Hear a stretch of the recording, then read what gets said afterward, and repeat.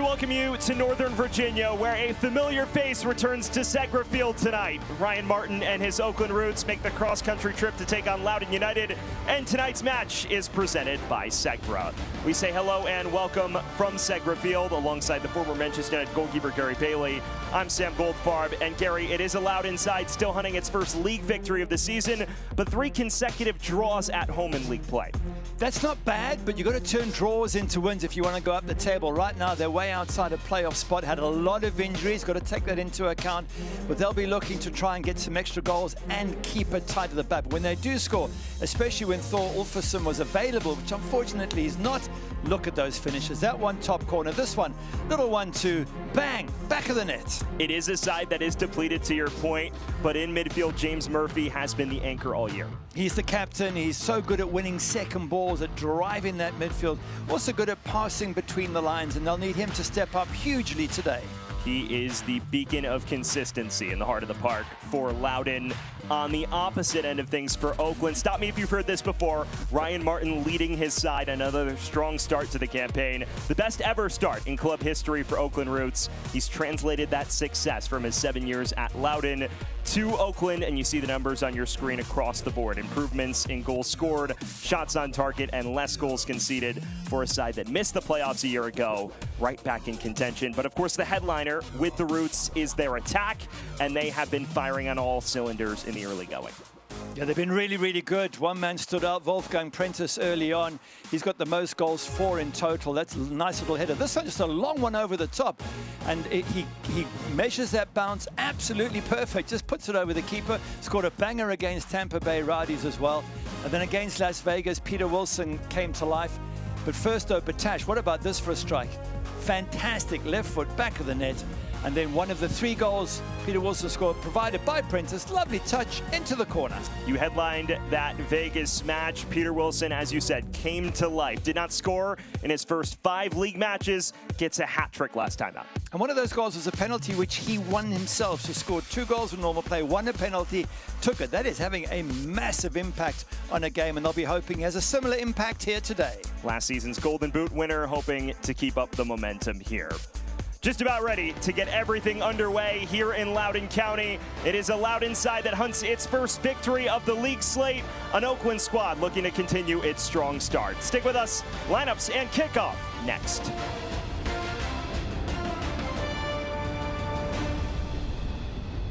Business success requires more than just technology. It demands a strategic connectivity game plan, relentless agility, and a human touch. We offer business-only, carrier-grade connectivity, cybersecurity, voice and cloud tailored to meet the diverse needs of our clients. Segra is one of the largest nationwide independent commercial fiber companies in the U.S., with a fiber network infrastructure spanning 28 states. We are Segra. Connectivity, support, solutions.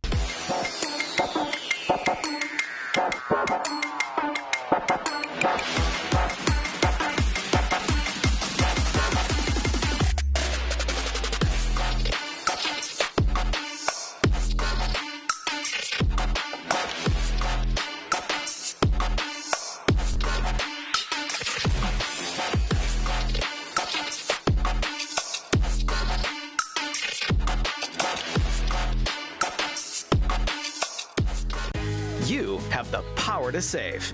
Take charge of your energy bill with these tips from Novec. Adjust your ceiling fans to rotate counterclockwise for warmer weather. Novec also recommends installing a programmable thermostat to avoid cooling your home when you're away. Set your water heater to 120 degrees. Novec is helping members save energy, which means saving money. Harness your savings power.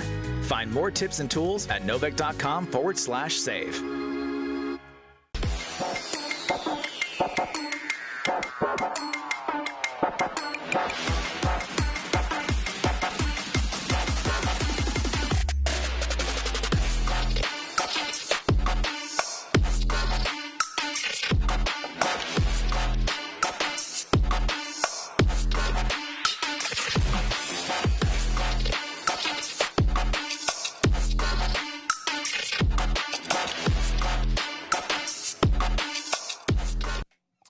We welcome you back to Loudoun County, where we are just about set for kickoff in this first meeting of the year between Loudoun and Oakland Roots. Tonight's match is presented by Segra. Sam Goldfarb, the former Manchester United goalkeeper, Gary Bailey on hand.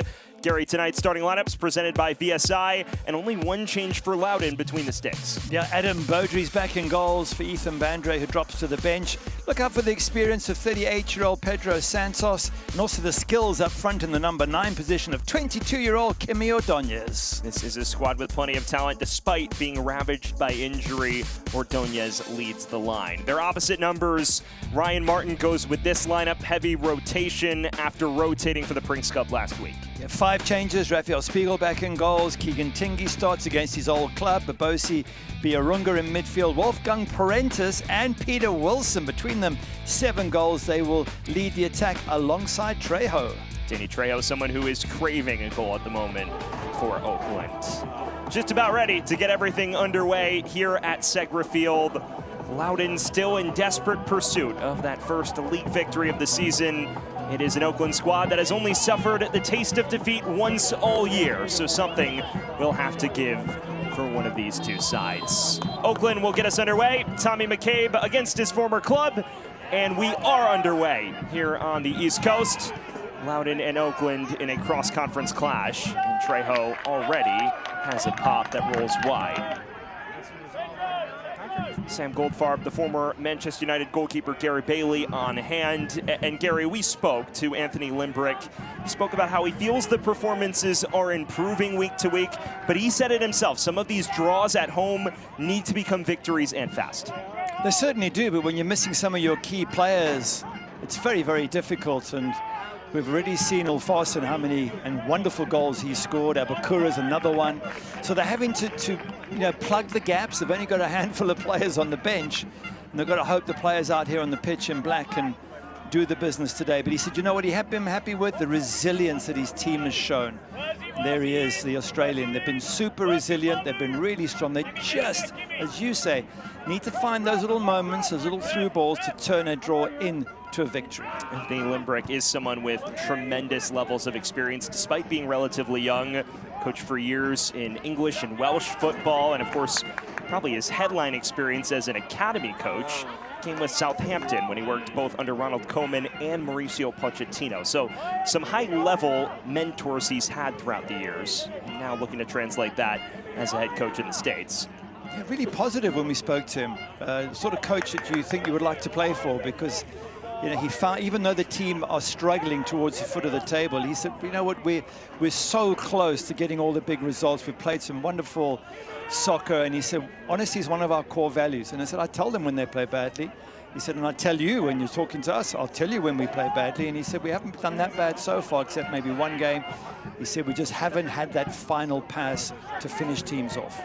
Peter Wilson is racing after this and is muscled off it by Asenge. You mentioned that Charleston match is kind of the hallmark example of that honesty. A 2-1 defeat in the Prince Cup last week, in which they fell at the death, but he said he felt his side was marginally better than the Battery in that fixture and good enough to win it on a different day. He said to his lads in the dressing room after, that's a match that on a different day we claim victory in, and it should build our confidence despite the result, as that is collected by Adam Beaudry. But just to use that match as an example, poor defending by Essengay for a long ball over the top where they got punished. And then they're 1-1 going into the final moments. They concede late in the game. And it's those sort of moments that he's talking about. You know, individual errors, lacking concentration when you need to close the game out. And let's see if they can beat Oakland today. It certainly would be a statement victory. It is an Oakland side that, on the other hand, enters the day top 4 in the Western Conference table. You saw the numbers off the top, just 1 defeat in league play. And this is a side that got humming against Las Vegas Lights prior to its Prince Cup draw at the weekend. As Loudoun looks to establish a foothold in this early on. There's Murphy, who looks over the top and out of play as he looked for Neon Gabire. I just wonder what it feels like for Ryan Martin. You come back to a club, I think he was there for, what, 7 years? You walk up and down that touchline, it's your home ground, Segra Field, and then all of a sudden you arrive after all those years, and now you're on the other bench, the other dressing room, And the fans, well, maybe they're polite to him, maybe they're not. So it must be a very weird experience for any coach. There's Nyonga Bire, who plays this forward, and the offside flag is raised against Pedro Santos.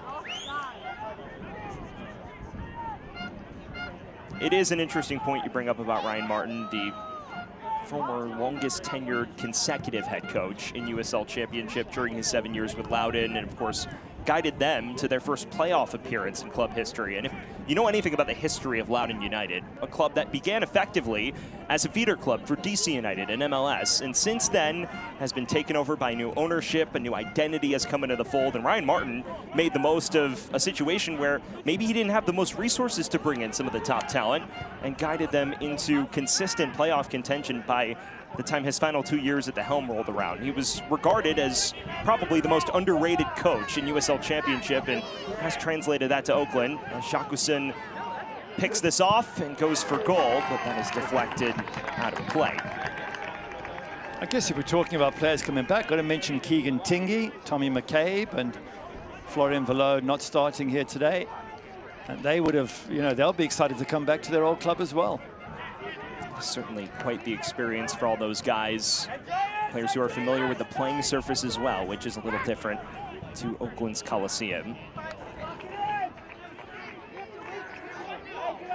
On the subject of injuries, we spoke a little bit about the injury crisis plaguing Loudoun at the moment. This is a squad that has 7 players listed as unavailable. You see 6 on your screen there, including last year's Young Player of the Year in Abdelatif Abukura, who was their top scorer and creative playmaker. So without him, the likes of Erlinson and others, that kind of explains the early season struggles. Yeah, and Thor Ulfarsson, probably one of the most important. He's been the one banging in the goals, and he looked like he's a real talent.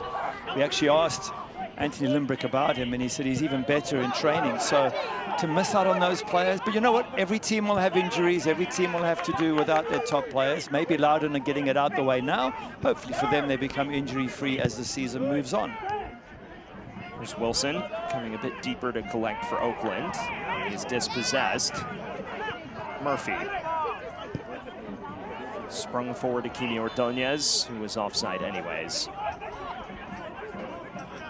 You mentioned Thor Ulfarsson, someone who has scored half of Loudoun's 8 league goals this season. So that is a massive absence, in addition to Abukura, who of course sparked them a year ago. Slowly working some of the injured players back, and Anthony Limbrick is optimistic that they will be able to contend in the Eastern Conference by season's end.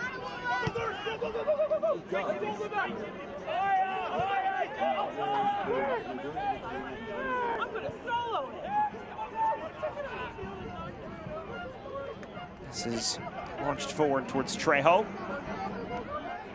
And Adnan is dispossessed, immediately recovers.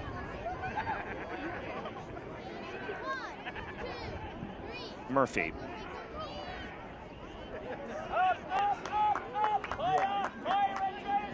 It does take some adjusting playing on Segra Field on turf when you come from grass, and also takes some adjusting coming from West Coast to East Coast. Those are also things that are to Loudoun United's advantage, and you just wonder as the game goes on, 2 things happen. Firstly, Oakland get more used to the surface, but the travelness, the tiredness might start to creep into their play. Thing is, they do have options off the bench. They have a lot stronger bench than Loudoun United do, and they can bring on the likes of Faisal Batash. We saw that left foot shot of his. Jackson Keel up front, who scored in that Monterrey Cup match last time out. And of course, Florian Velo himself, the former Loudoun man.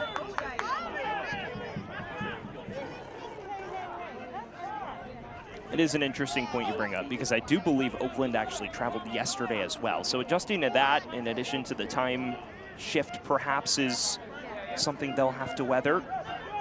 It is a squad, though, that has had a full week to prepare, and Ryan Martin said they actually avoided watering the grass for an extra day during the week to mimic the characteristics of the turf. Trejo sent tumbling there and wins the free kick for Oakland.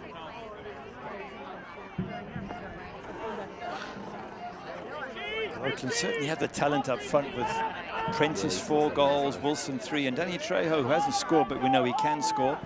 They're the third highest scorers in the league. Only El Paso and Lou City have scored more than them coming into the weekend. So if you're Loudoun, you know you've got your hands full defending. What you have to do is get at their defense, try and get on the front foot, which they haven't been able to do yet. Not even barely 10 minutes into the match. They've got plenty of time, but that's got to be the aim for them. Try and play the match more in Oakland's half than their own. It's clever from Santos. Nyongabire chasing, a cross in. It falls kindly for Eamon, and against the grain, Loudoun leads. Aston, you shall receive, Gary. 1-0 Loudoun. It's a well-finished goal to tuck it away, but the cross is what causes the problem. And for Rafael Spiegel, he can't deal with it. It's not easy as a keeper. Sometimes you can't actually get a hand on that, or you get a hand on the cross, you can't get two hands on it. Nice run down that side for Nyongabire, and Rafael Spiegel, you can put it anywhere else there except in the middle. But as a keeper, when you're stretching, just barely get a hand to it, and it pops out perfectly there for Richard Ammon to stick it in the back of the net. And yep, they are 1-0 up, so happy days for the moment there for Anthony Limbrick. And up until now, his winless side, maybe today's their day. You mentioned they were looking for a foothold, and they found it in the form of Richie Ammon, the 22-year-old on loan from DC United after being drafted 8th overall in the 2026 MLS Super Draft. An exceptional career at Washington, in which he won the national championship this past fall, and now opening his USL Championship account for Loudoun. And for goalkeepers watching, that's palm out by Rafael Spiegel. If you're making a save, you can tip it around the post for a corner or down the line where there's no angle. But when it's a cross, wherever you tip it, backwards of you, it's going into the center of the box. So you have to either push it back where it came from or don't come for it at all. And Rafael decides to come, doesn't quite get a hand in it. I've done it many times as well. You've got to make a split-second decision. But it's a problem, because if you don't palm it away, if you touch it into the danger area, it often ends up with someone tapping into an empty net. Case in point, Richie Ammon's opener. Yep. It is a free kick here for Jesus de Vicente. We'll look for an instant answer. Marks it in. It's not dealt with brilliantly, but bounces fortuitously for Adam Beaudry.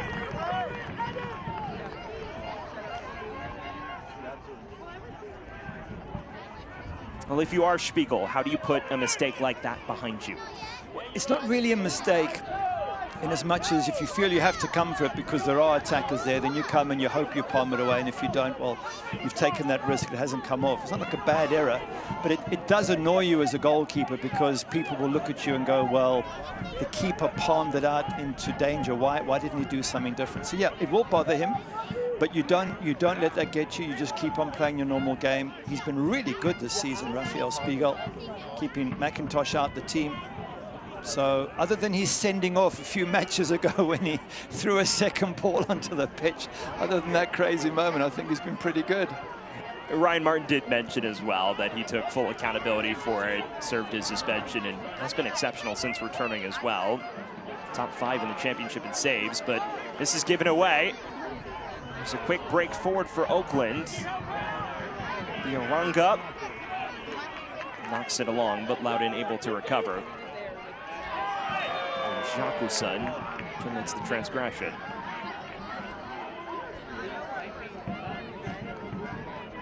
That moment a few weeks ago was one of the more bizarre goalkeeping moments I think I've seen.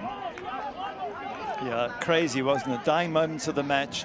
Spiegel's come all the way up, as goalkeepers sometimes do, for a corner to try and get an equalizer. Ball gets knocked back towards his goal, and he finds a ball on the edge of the pitch, throws it in to try and get the match stopped. And they nearly scored. Somebody kicked it off the line, and then the referee comes back. So it didn't make any difference in putting the ball on the pitch. The opposition still nearly scored. I think it was Orange County. It was, yeah. Yeah, and then the referee comes back and gives him the red card. So, and what it does as a goalkeeper, it allows your opposition, McIntosh, to come into the next game. You know, with goalkeepers, if someone comes in and plays well, you can be out for a long, long time. Marcelo Senge is slow to return to his feet for Loudoun. Now he seems content to pop back up. And it is interesting you mentioned the goalkeeping battle for Oakland because, of course, Keno McIntosh was the go-to starter for the bulk of last year for Oakland Roots. And so, as a result, Spiegel was kind of the second choice, as you see the injury here.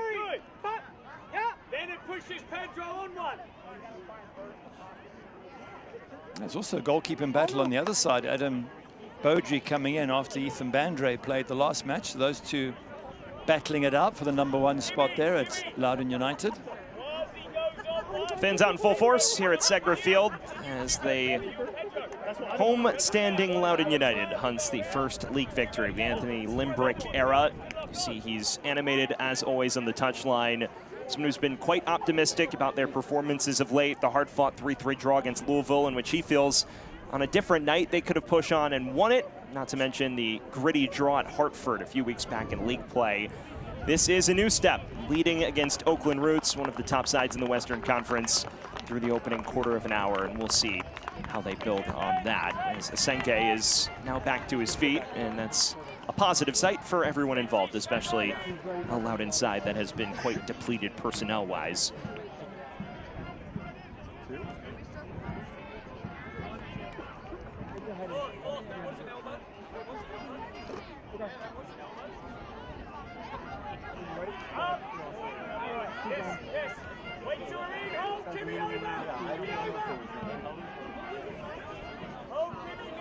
McCabe. Treholt. The Orunga. Since the opener, Oakland has reasserted their control of this. This is knocked a touch wide. And out for a corner. Richie, you know better. And you're seeing signs of life from Keegan Tingey and Bertine Jacqueson. And this is the first set piece of the night for Oakland Roots, corner-wise. Unnecessary corner to give away. You just hope for Loudoun they don't get punished from it. Conceded the winner last week in stoppage time in the Prinks Cup from a set piece. So that was a huge point of emphasis defensively for Anthony Limbrick and company entering this week. As David Thente stands over this. In swinger, it's headed away. Only as far as Tingey though.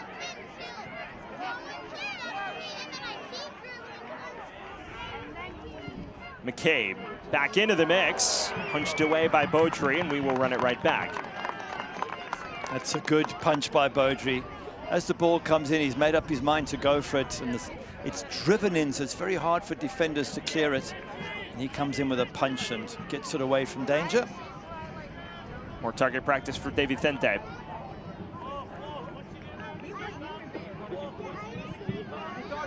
This one to the heart of the area. And at least one more crack at it for Oakland. He's talking to him.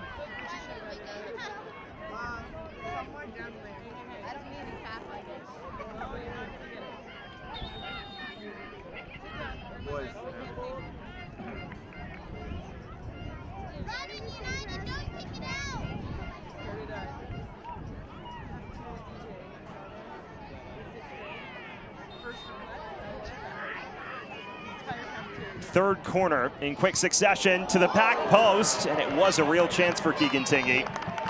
Beaudry may have gotten a touch to it. Beaudry did get a touch to it, and a good one as well, to flick that just over the crossbar. Would it have gone in? Hard to say, but Keegan Tingey does well at that far post. Makes a good contact. Watch the goalkeeper's hand there. That's going in.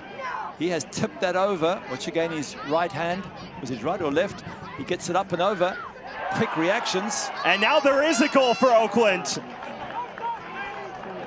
Fourth time's the charm. Bertine Jacqueson on the score sheet.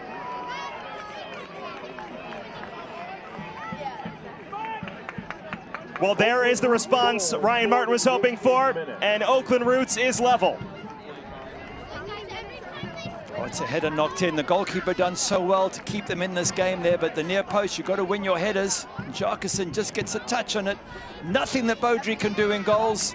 And that's a consequence of corner after corner after corner, not dealt with well enough by the home side, Loudoun United, and eventually Oakland Roots get their equalizer. Bertin Jacquesson pulling Oakland Roots level, and familiar set piece woes rear their ugly head once again for Loudoun. Well, literally the corner before, Keegan Tingy nearly scores and Boja makes a good save. So if that wasn't an indication of not defending properly, they go and concede a goal with the very next corner. It's not good enough defensively, and I think those are the things Anthony Limbrick was talking about. You've got to tighten up on giving away cheap goals. And that is certainly one that fits the definition. Conceded that late winner off a set piece in the Prinks Cup a week ago. And now the equalizer, the fourth time of asking from a corner. Bertin Jacquesson joining from Pittsburgh Riverhounds this offseason, scoring for the first time in league play for Loudoun. His first goal in Loudoun colors as well. Well, it's someone who managed just a goal in 25 USL Championship starts a year ago for the championship winning Pittsburgh Riverhounds side. He's already matched that tally here for Oakland, and he does so off a set piece.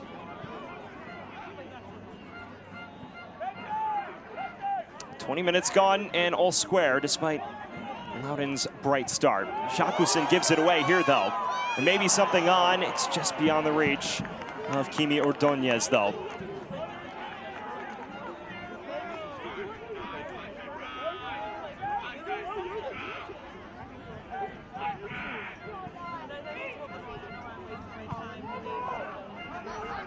Lofted forward towards Trejo, and Beaudry off his line. Just about wrestles it clear. Well, for those just joining us, an eventful start to this one. Ryan Martin's return to Loudoun, and already a goal apiece either way. The opener from Richie Amon on 10 minutes, and then Bertin Jacquesson pulls them back level on 18 minutes from the fourth corner in rapid succession. Oakland has been on the front foot so far, but there has definitely been signs of life from Loudoun the other way. Awuah. The veteran presence on the pitch at the moment for Loudoun. This is Amon, the goal scorer. Wide for Awuah in acres of space. It's an early cross in. Ordonez gets a touch all the way to the back post, and they can't pick out Amon in front of goal.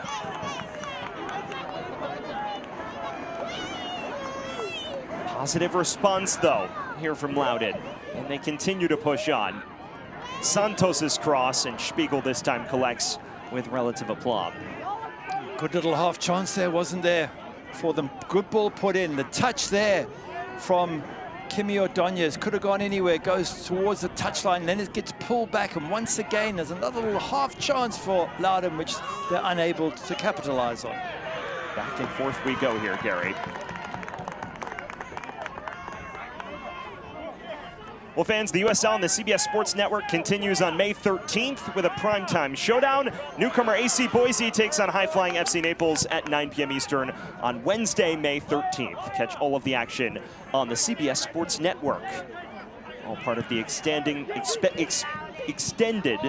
digital footprint of USL Championship and USL League One on CBS and ESPN platforms all season long.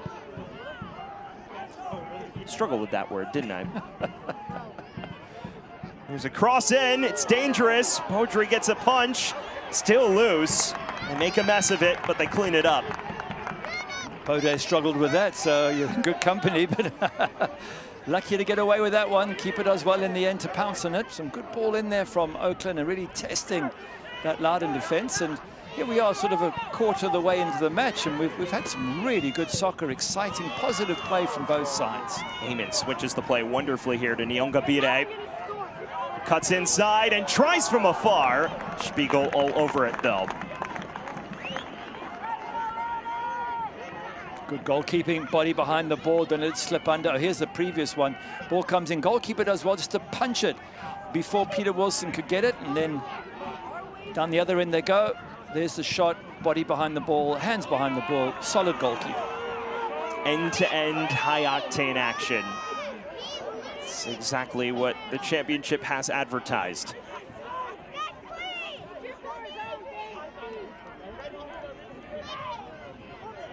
Well, you would think that maybe Loudoun prefers this tempo just because it's a little more disorganized. It seems like when Oakland has had the ball under control, they fared better. It does seem as if Oakland have more of the ball and Loudoun seem to be countering, trying to catch them on those counter-attacks. That's where the first goal came from, or their only goal so far. Done that right-hand side, quick counter-attack. They've had a few little opportunities like that. Whereas for Oakland are more pressing, consistent, probing, looking for gaps and possibly creating more chances.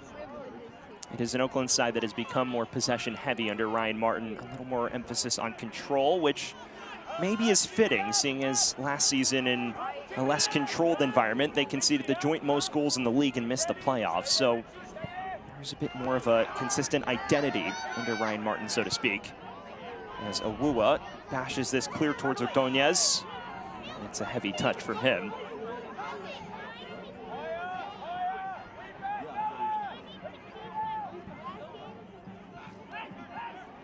Yarangab.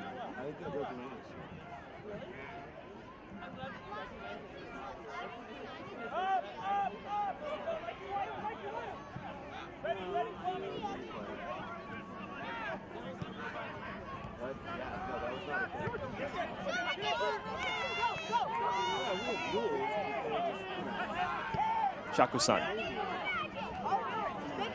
Trejo. He looks wide. It's an early cross, and one that doesn't trouble Podri, although it has taken a touch out of play. Bertrand Jacquesson did score from the last corner Oakland produced. Again, good pressure coming from the visiting side, probing, pushing, winning set pieces. It's pressure that generally, not always, but generally produces results. This one will have to be an outswinging corner, though, after 4 consecutive in-swingers last time round. Still De Vicente. Outswinging ball. Headed away by Adnan. Only as far as McCabe, though. Tingy. Arcing it back in to the back post and just bashed over. Nabil Hackshaw. Wow, good shot. You can see him shouting at himself there. He's done so well to get in at that back post. Lovely ball in. He's unmarked. Just got to get over it. It's the first thing that's got to be in his head is keep the ball down. Then, of course, the goalkeeper has to do something. Chances are he makes a save, but as long as you keep it down and forces the goalkeeper to have to get involved, you stick it over the crossbar, you make it easy for the goalkeeper, and that's exactly what happened there. It's chances galore in this first half, both ways.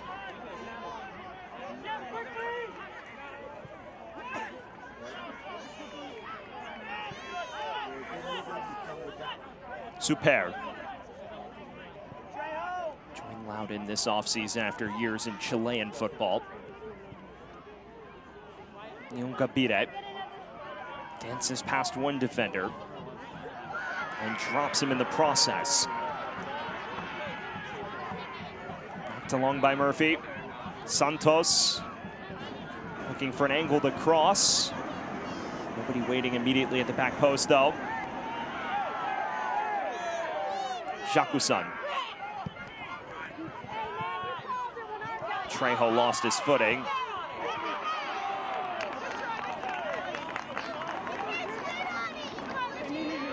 Fans watch the USL Championship in Spanish on 2DN, the nation's leading Spanish language sports network.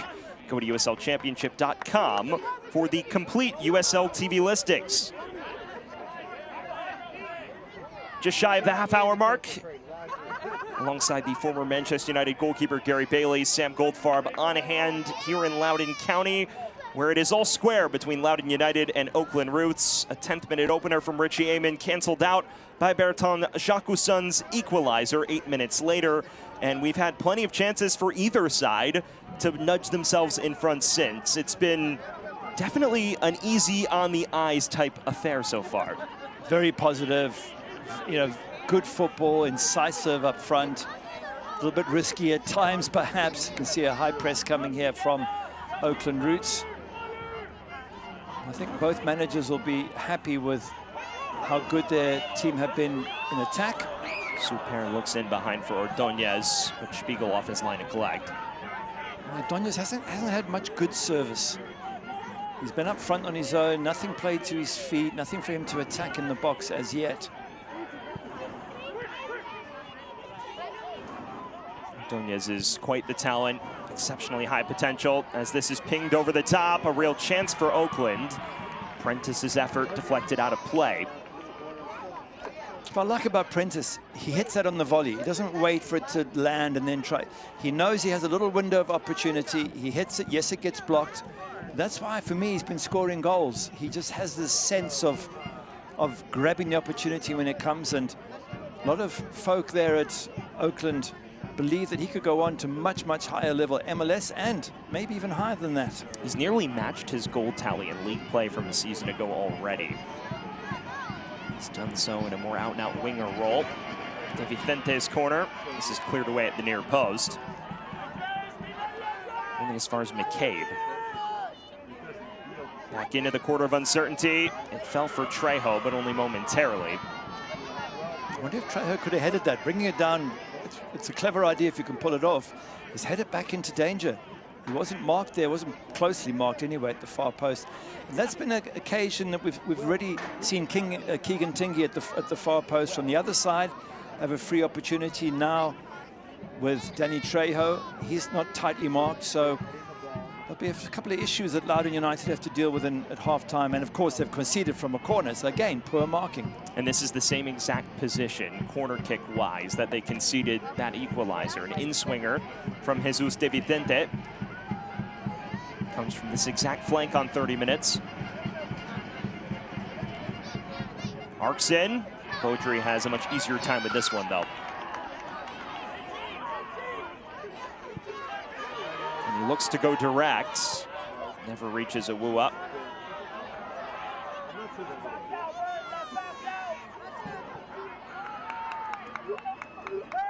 Prentice.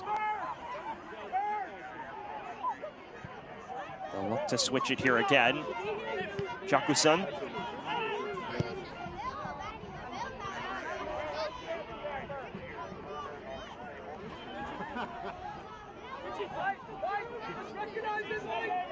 Biaranga. Forward for Wilson, who's been quiet thus far. Jakusan has been anything but.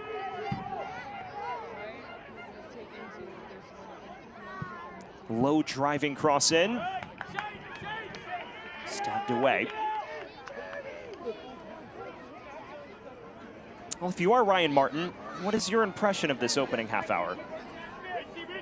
I think he'll be fairly happy, probably annoyed about the goal, because most managers are. You always think of the good things you've done, but you look at the things you concede as unnecessary.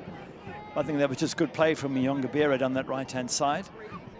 And yeah, he'll be enjoying being back at Loudoun if his team go on to win this match. And I think that's, for both sides, is what happens from here onwards. The sitting level, they both played some exciting football. The crowd have been treated, as we have, to some good soccer. But what do you do from here?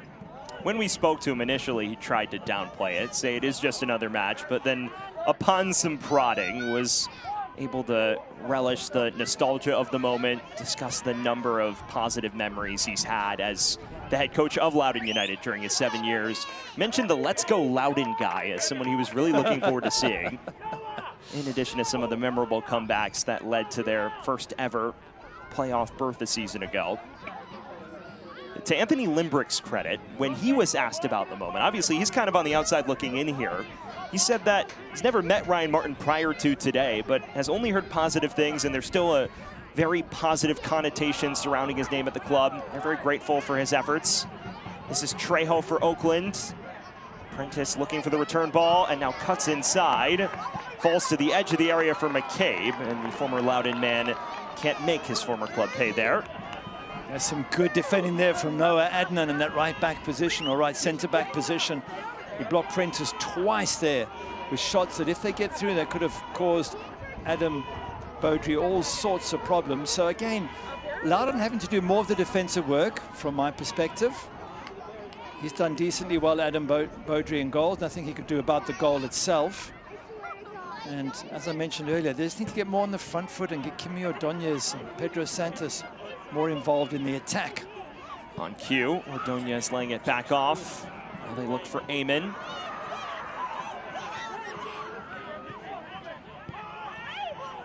You mentioned Beaudry's performance so far, someone on loan from Colorado Rapids after years in MLS Next Pro, and he's played in championship before as well. He's considered one of the brightest young talents in the U.S. Youth National Team ranks.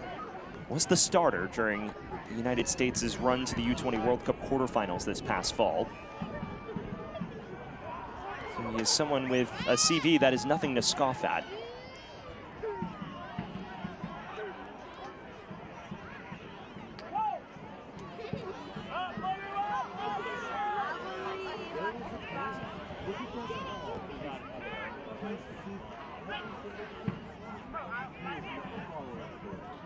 Edwards, Hackshaw.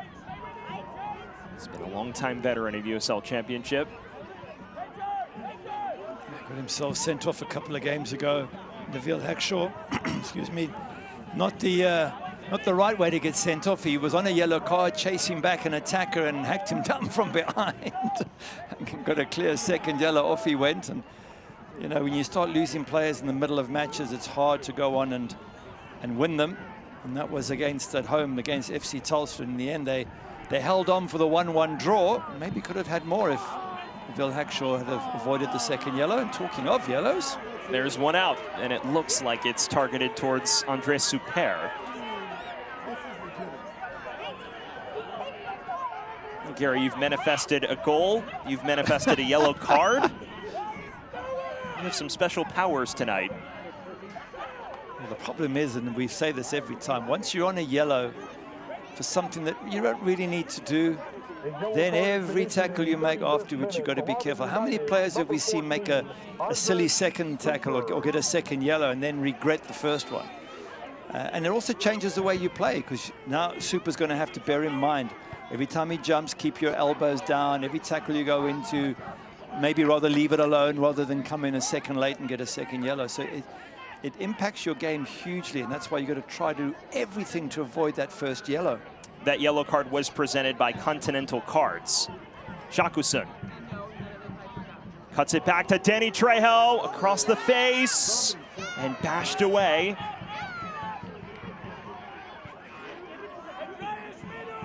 Oakland continues to apply pressure, just shy of halftime. Bioranga.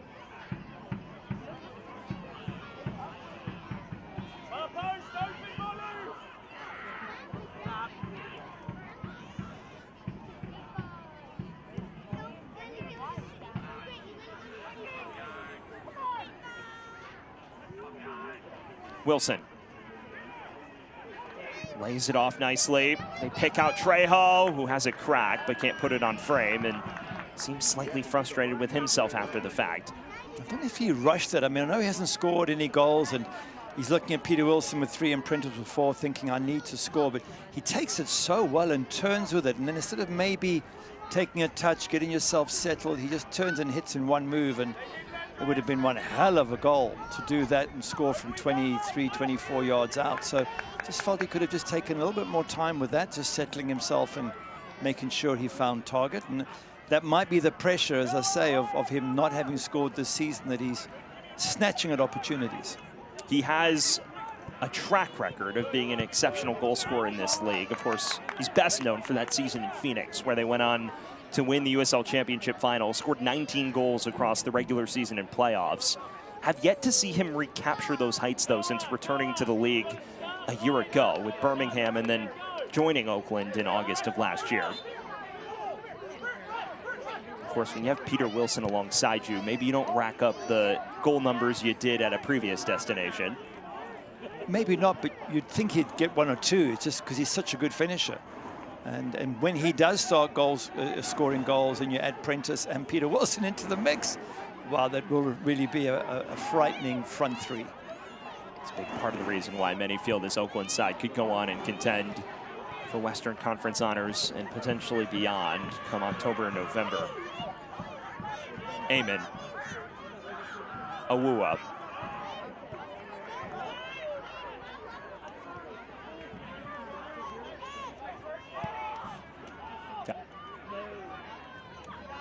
Asenge. Ticking towards halftime, still even. It's a clever touch from Ordóñez, out wide to Santos, who cuts inside on his left. The effort deflected away at the source.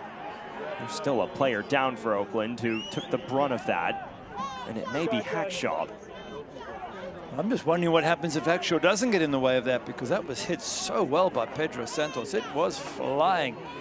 I think Hackshaw has put his body on the line for his team there to block that shot. Hopefully the big man will be all right. He's strong, he's tough, I'm sure he'll bounce back, but look how this is hit.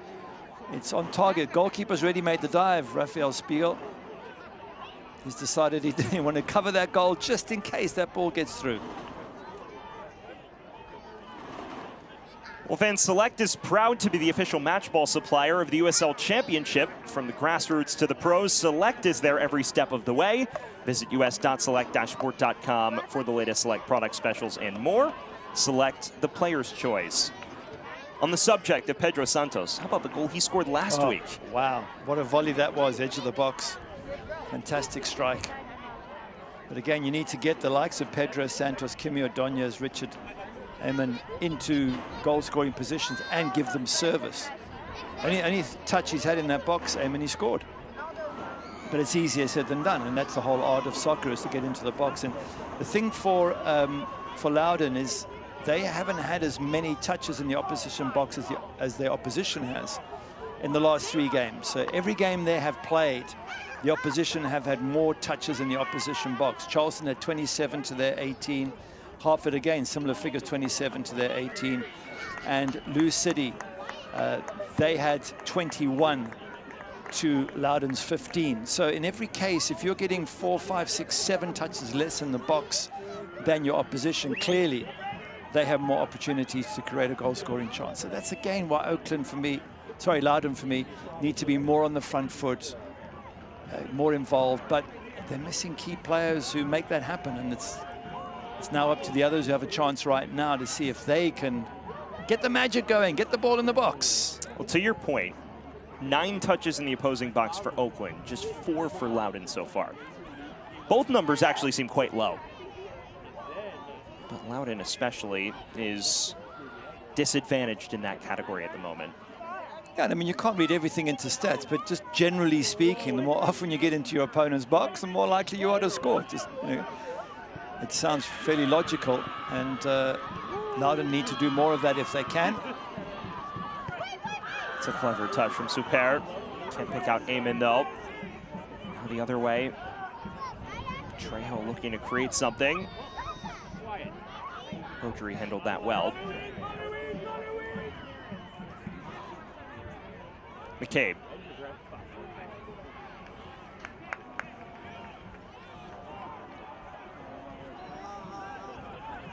Dying embers of this first half. And the question is, do we have one final plot twist on the cards before we head into halftime?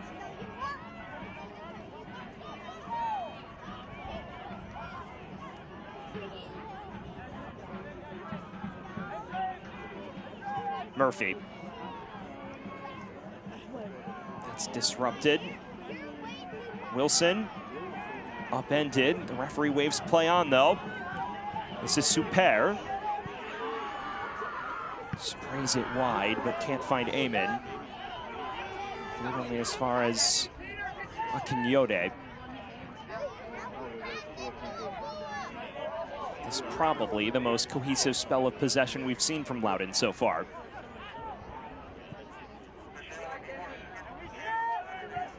Adnan. Well-timed flick. Nyongabire in behind. Was hunting the run of Ordóñez, and instead they'll settle for a corner. He certainly has been a good outlet at times for them, Nyongabire, for Loudoun on that right-hand side. Of course, the goal came from his cross, but in general, he's, I think, been the bigger threat compared to the left side of the pitch. Burundi international, who spent the last 2 seasons with Tampa Bay Rowdies. Anthony Limbrick's side with a rare corner at the tail end of this first half. It will be Andre Super who does the honors. In swinging ball again, Hackshaw looks no worse for wear and heads that out of trouble.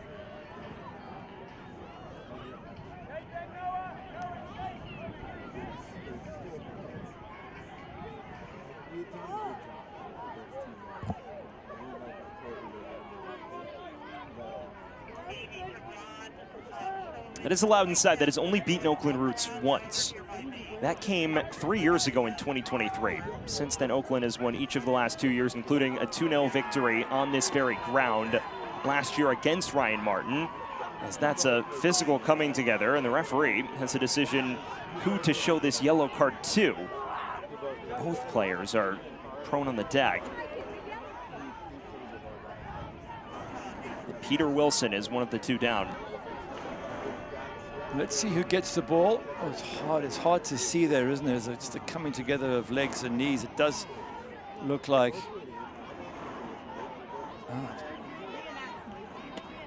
Peter Wilson certainly feels that he's been hard done by. There's both Asenge and Peter Wilson who felt the brunt of that. Neither came off well. I think it's Asenge who might get the yellow card, judging by where the referee's standing, waiting for him to get up. The referee was right there, had a good view of what was happening. And it is shown to Asel Asenge, excuse me. That yellow card shown by Mark Verso is presented by Continental Cards.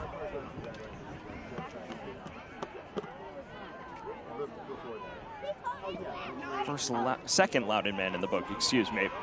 And he's a centre-back as well, so a centre-back on a yellow card who now has to be careful of every future tackle is not an ideal situation to be in. Well, we'll have to sit tight a bit longer because our stoppage time, which is presented by Novak, is 6 minutes.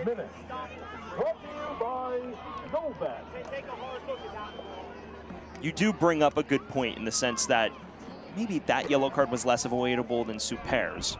But when a player picks up a yellow card that is slightly careless in the first half, it can impede your play and how aggressively you go into challenges in the key moments in the dying embers of a match. 100% it has to. It's your professionalism tells you that you have to tackle differently when you're on a yellow. You cannot give a referee a chance to send you off. Anytime you take that risk is where Hackshaw got sent off recently, where you're chasing down a striker who's got away from you, they're going in the box, they possibly could score. You might take a risk then, but certainly the rest of the pitch, let the opposition have the ball. Don't get involved, don't put your arms up near their face, just do all the things you need to do to avoid getting a second yellow card. First side that also has found itself on the back foot, having one of your key ball-winning midfielders and your central center back on a yellow doesn't exactly bode great for your ability to control the match, especially when tired legs set in.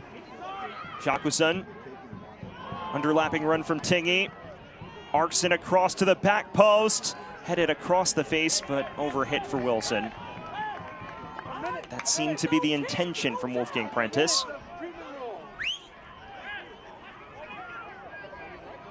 He has scored some fantastic goals this season, Wolfgang Prentice.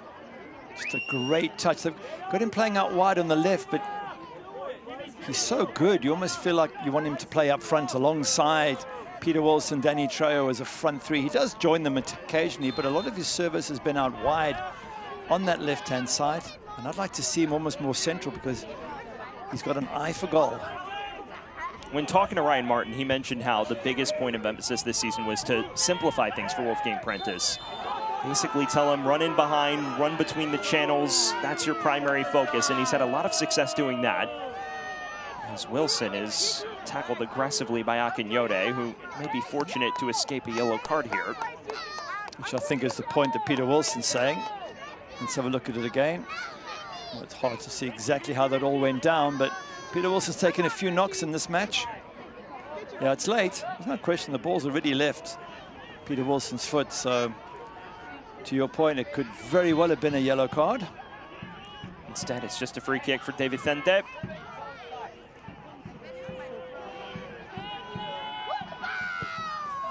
Hooked in.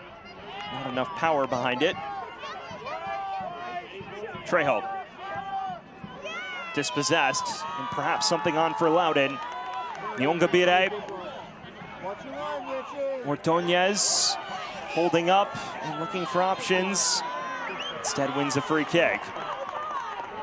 Look how quickly they got back, Oakland. Numbers behind the ball. All the time Ordonez is dribbling, they've got more and more people snapping at his heels. Yes, they're giving away the free kick, but they made sure as quickly as possible they got there, virtually the entire Oakland Roots team behind the ball. Plenty to talk over for Anthony Limbrick at halftime. See if his side can add a feather in their cap before intermission. It is Andre Super who will deliver. Hooks it forward. It's beyond the radius of Asenge.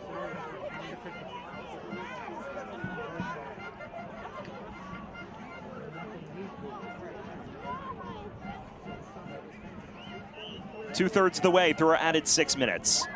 Nyongabire, cross deflected out of play. Another corner for Loudoun. Good block. I thought Nyongabire was about to whip one in from that right-hand side again. Good defending by Oakland Roots. Again, that seems to be the best outlet for Loudoun United. Pacifique, Nyongabire. It's Richie Amen, who is now tasked with providing this outswinger. He's produced Loudoun's lone goal so far.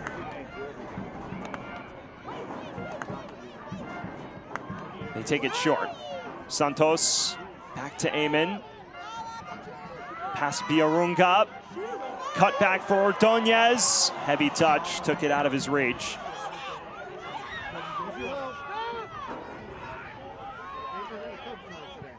Nyongabire. Trejo commits a handball.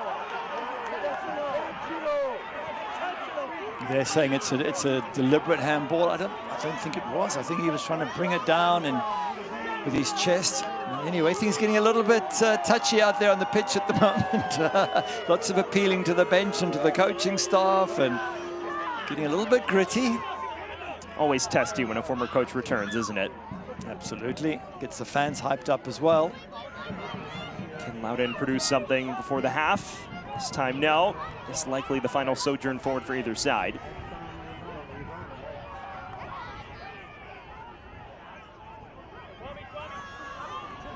Is there time for one final chance for Loudoun before the break? Awua. Amen. Back for Awua, who has options in the area. This cross is deflected away, only as far as Murphy though. Amen again. Driving at this defense. Looking in for Super.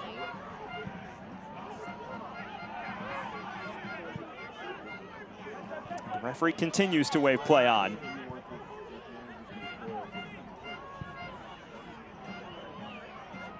Nyongabire.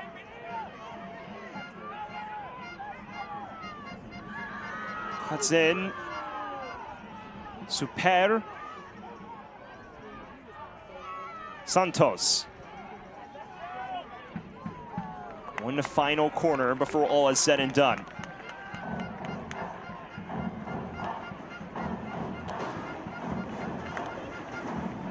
Well beyond the added 6 minutes now. You can't add minutes for a corner, so if it's time up, the referee might blow very soon. Take it short. Santos in acres of space, goes for goal. Was dipping with menace, but not on frame. And finally, we reach halftime. Well, Gary, a fast start for Loudoun. They were pegged back, but did end the half on a high note. Yes, I think both sides have done reasonably well. They can take positives into the locker room, maybe a couple of things they might want to tighten up on from both sides' point of view, but it's been a flowing game from two teams who enjoy playing exciting soccer, so can't wait to see the second half. All square and a positive outing for both sides. Amen in the 9th, Shakusen in the 18th, and at halftime, it is even between Loudoun United and Oakland Roots. Plenty to settle after the break. We'll take a quick breather when we return a look around USL Championship on the Halftime Show.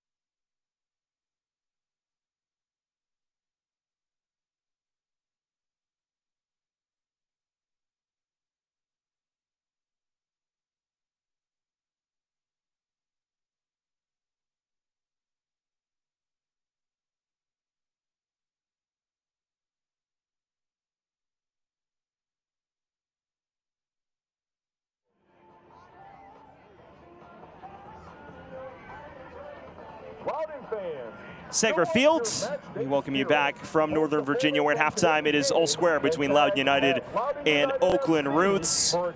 This halftime gives us a chance to check in around USL Championship, and there are some USL players that may be competing in this summer's World Cup.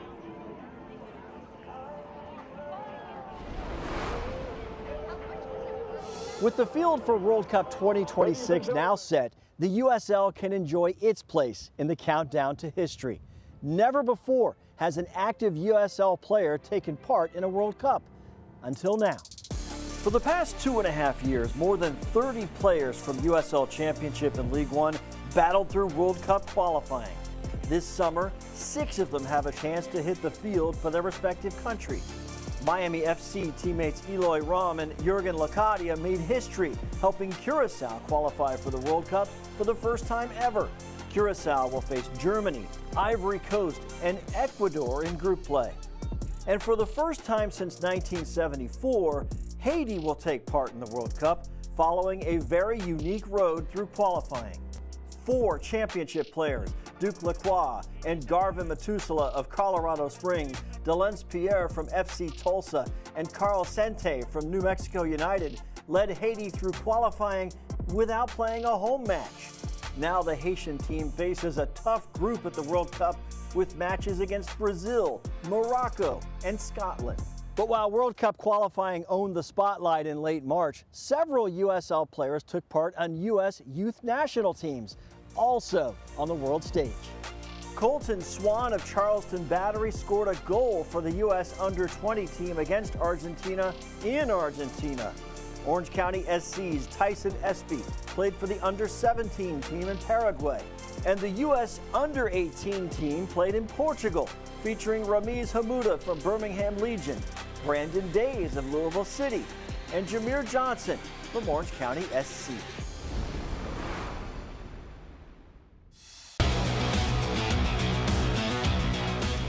This week on USL All Access, we talk about the turnaround in form for Brooklyn FC and how the change in results should come as no surprise. Match day 1 of USL Prinks Tires Cup kicked off on the weekend. Who are the biggest winners and losers, and what trend has emerged that can already show us who this year's finalists are going to be? You'll see it SiriusXM FC or the USL YouTube page every Tuesday night.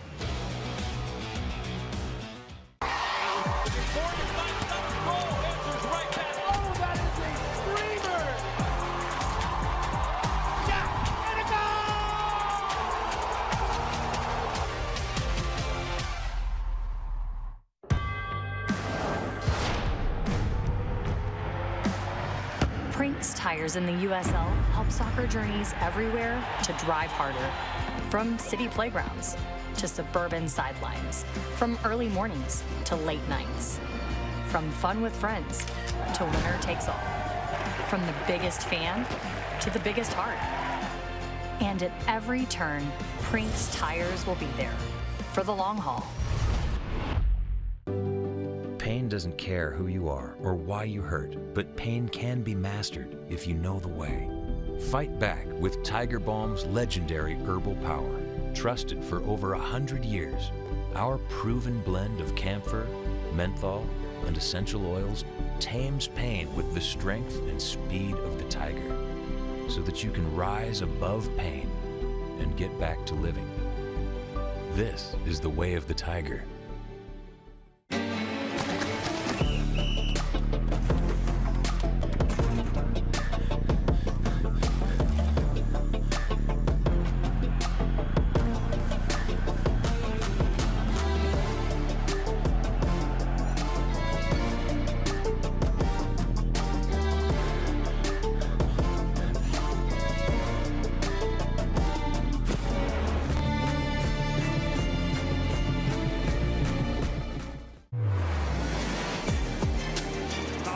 Goes for goal! It is a buzzsaw from Boise! Back post, crashing in! Max Glasser delivers for Naples! You have the power to save. Take charge of your energy bill with these tips from Novak.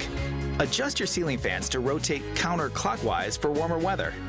Novak also recommends installing a programmable thermostat to avoid cooling your home when you're away. Set your water heater to 120 degrees. Novec is helping members save energy, which means saving money. Harness your savings power. Find more tips and tools at novec.com/save.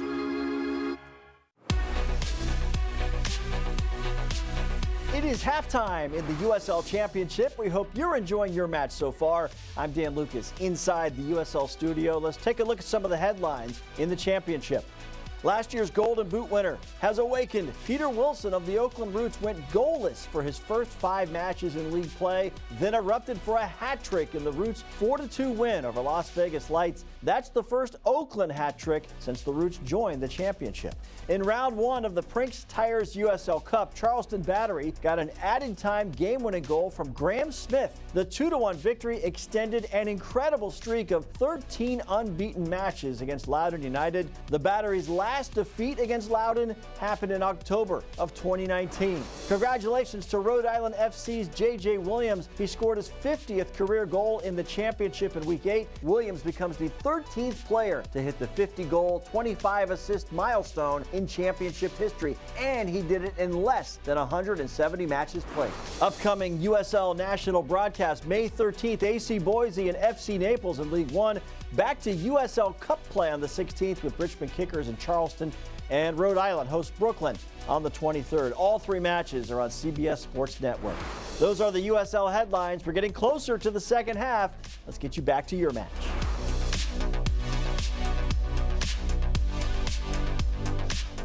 Business success requires more than just technology. It demands a strategic connectivity game plan, relentless agility, and a human touch. We offer business-only, carrier-grade connectivity, cybersecurity, voice and cloud tailored to meet the diverse needs of our clients. Segra is one of the largest nationwide independent commercial fiber companies in the U.S., with a fiber network infrastructure spanning 28 states. We are Segra. Connectivity, support, solutions. We welcome you back to Segra Field. We're at halftime, presented by Segra. It is all square between Loudoun United and Oakland Roots in this intra-conference clash. Gives us a chance to take a look at the upcoming schedules for both of these sides, starting with Loudoun United, a squad that definitely has some key fixtures coming thick and fast. Back on the road for their next 2 matches coming up, but before that, we should look at the upcoming matches tonight. There is a match on CBS Sports Network kicking off right about now between Detroit City and Louisville City, and then later on, Tampa Bay Rowdies takes on Indy 11. We've also got Rhode Island against Birmingham Legion. Rhode Island seems to be getting some good form at the moment. They put 4 past Charleston Bradley recently. And then as you head later in the week, a few more standout fixtures as well. The late night clash on Golazo between Sacramento and Orange County headlines. That looks like a really, really good match. Orange County sitting high up in that table, as are Sac Republic. San Antonio, Colorado switchback should be good. Las Vegas Lights, they need a win, and desperately, they're at home to Lexington. We'll see how all of these unfold through the remainder of the night. USL Championship action going until past midnight Eastern time. Well, that is your look around the league. We will take another quick breather here from Northern Virginia. When we return, a look at the first half. So far, after 1 half of play, all even between Loudoun and Oakland. Still at halftime. When we come back, we'll look how that first half unfolded. Stick with us. You have the power to save. Take charge of your energy bill with these tips from Novec. Adjust your ceiling fans to rotate counterclockwise for warmer weather.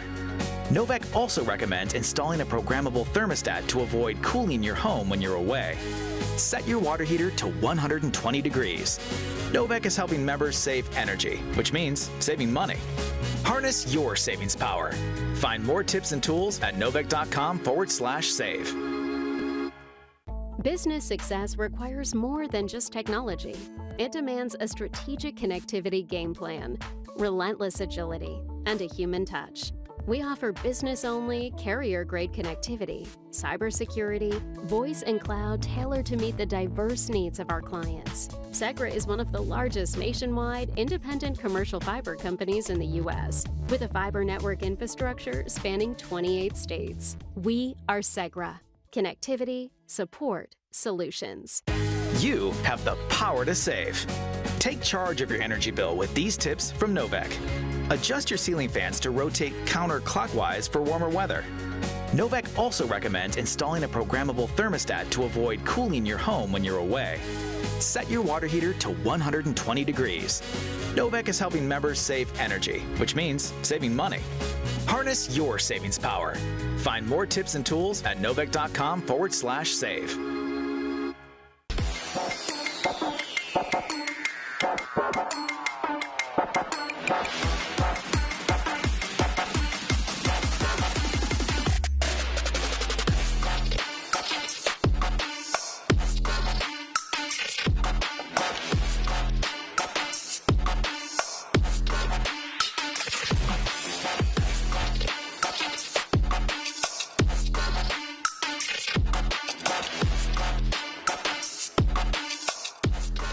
Welcome back to Loudoun County. We're at intermission. It is still all even between Loudoun United and Oakland Roots. Gives us a chance to look back at the first half, and it was a fast start for Loudoun, Gary, but Oakland clawed their way back pretty quickly. Loudoun got ahead here. Younger Barrett on that right-hand side. Lovely little ball put through, and then he gets to the head of the defender and puts in a fantastic ball. Raphael Spiegel can't hold on to it. He's got no choice but to just dump it into that danger area. And who's right there? Richard Ammon says, thank you very much. Sticks it in the back of the net. First USL Championship goal for Ammon, who powered Loudoun in front inside 10 minutes. But just 9 minutes later, there was a response after a series of corners that Loudoun did not deal with. It's about 3 or 4 corners, one after the other. Keegan Tinker nearly had a chance at the far post, and then this one comes in. This time it's a near post. It's a touch from Burton Jacqueson, and it just finds its way into the back of the net, and that just comes from constant pressure from the set pieces by Oakland Roots. Fourth corner in rapid succession, and they find the equalizer. When you look at the halftime stats, they certainly favor Oakland, but Anthony Limbrick must be thrilled that his team is still level. His team is still level. If you look at shots on target, it's 2 each, but if you look at overall shots, it's 4 for Loudoun, 10 for Oakland.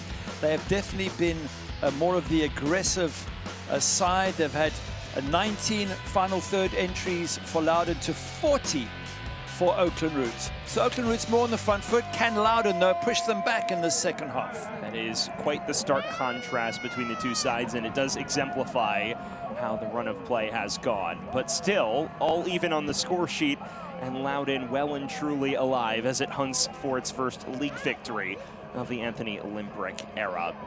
Will it be Loudoun springing the surprise on Ryan Martin's return to his former stomping grounds, or will Oakland get one over on their cross-country foes here? Find out in a matter of moments as we just await Mark Verso's signal to get everything back underway. Will be Loudoun now going from left to right on your screen in the black with white numbers. Oakland from right to left in the white kits with the black numbers.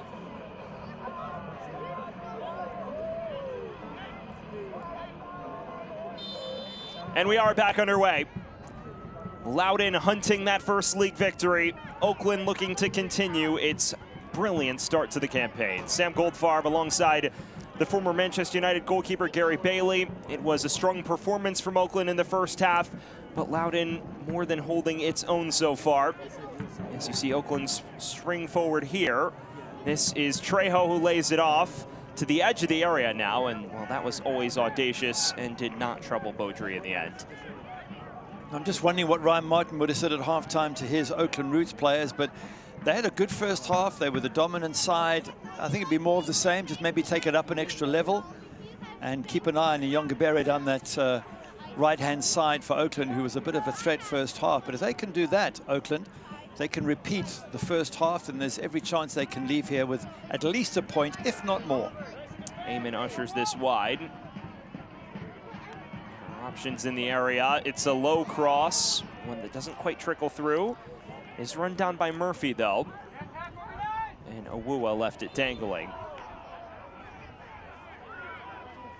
Just to give you a sense of how more dominant Oakland Roots were in the first half. Expected goals, which is the best measurement we have of how a team does. It's not a perfect measurement, but 0.31 of a goal for Loudoun and over 1 for Oakland Roots. So Oakland Roots nearly 3 times the amount of expected goals that the home side, Loudoun United, created in that first half. And that just gives you an indication that they were the better side. They were more on the front foot.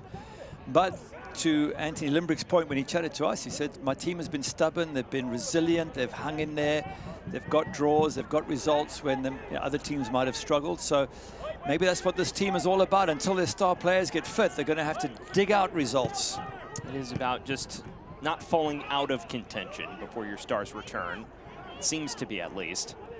And when you look at who they've drawn against, the 3-3 draw against Louisville is certainly a match that Anthony Limbrick highlighted with us. Not to mention going to Hartford and getting a scoreless draw there against a side that has shown a tendency to score goals themselves.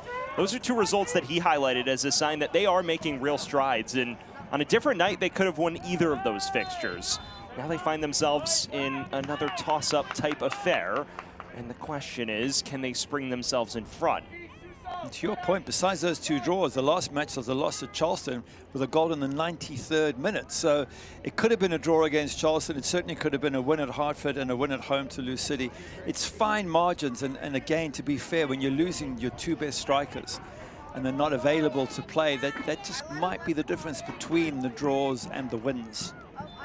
Super drives this low. It's a quick turn from Ordonez, who sprayed it right across the face, but couldn't pick out the far corner. Wow, it's a good chance by Ordonez, but defensive-wise, you can't allow him to turn there and get that shot that just goes wide of that far post. Not the tightest of defendings, and that comes in particular from the captain, Tommy McCabe. Got to stop him from turning and getting that shot, and it's literally inches away from creeping in at the far post. Just appeared that maybe Oakland switched off, expecting it to be aerial.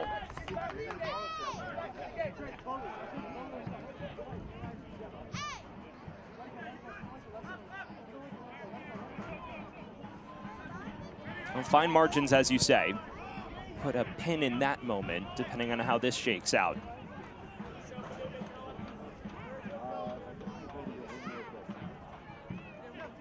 Awuab.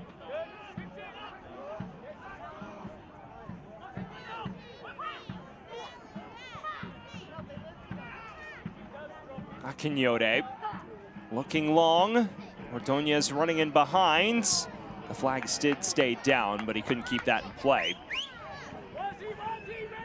You mentioned Kimi Ordonez needing a few more touches in that first half. It seems like that's been the clear intention from Loudoun coming out of the dressing room here. Yeah, he's had more touches in the last 3 minutes than he had the entire first half. So yeah, it has been a very positive start to the second half by the home side, Loudoun United. Let's see if Oakland can wrest back the initiative or not. It was a first half where chances were not exactly at a premium, especially in the opening half hour. It was kind of a mad scramble both ways. At times it became a transitional affair, made for entertaining viewing. Now Oakland just trying to reestablish a semblance of control here after dominating large spells of that first half. Akinyode, that is beyond the reach of Eamon on the far side. I think we'll find out in the second half just what the impact of subs is going to have, because we mentioned the first half, Oakland Roots have Jackson Keel, who's very good up front, former Loudoun United star Florian Velo, there's Tyler Gibson, there's Faisal Batash, who scored that wonderful goal that we saw in the opening. But if you go to the bench of Loudoun United, they are really struggling. Jack Paniotu is back from injury, that is good. But then it's a bunch of less prominent players, Lucas Perez, Salvatore Mazzaferro, and Marcos Diaz. And then a second goalkeeper. They've actually only got 6 players on the bench, 2 of them are goalkeepers. So it clearly shows you that with all those 7 injuries that you showed in the very beginning of the game, 7 injuries is a lot to have from your first team squad, certainly at USL level. And they don't have much firepower coming off the bench, do Loudoun United, whereas Oakland Roots certainly do, and that could be a deciding factor later in the game. At so many levels of the professional game, it is the subs that make the difference, and you mentioned it, the contrast in proven quality in the USL Championship is pretty stark right now in terms of bench depth between Loudoun and Oakland. Part of that is due to the ongoing injury crisis that faces Anthony Limbrick's side. A squad that, in addition to the many injuries that originated in preseason, only returned 3 of 12 players to return to make double-digit appearances and starts. for Loudoun a year ago under Ryan Martin. Of course, 3 of those players made their way to Oakland with Ryan Martin this winter, so that increased the complexity of things. 3 of the better players, by the way, you know, Velo, McCabe, Tingy, especially the likes of Velo. He's not got to full fitness yet, but when he does, I think he's going to be a huge asset for Oakland Roots. You'd think at some point he will factor today. It's just a yes, question of when. I'm sure he'll come on. And as a coach, you want to bring on players that have played here because they want to show that, hey, you guys missed me. I've left, and I bet you wish I was still here, type of thing. We've all got an ego. We all want to make that impact, and Florian Velo will be no difference. He'd love to get a little 30-minute cameo where he can show his skills. This is hoof forward to Nyongabire. It's an arcing cross, relatively comfortable for Spiegel. And in addition to that, I think we spoke about it a little bit in the first half, but the adaptation in the playing surface between the grass of Oakland and the turf here at Segra Field.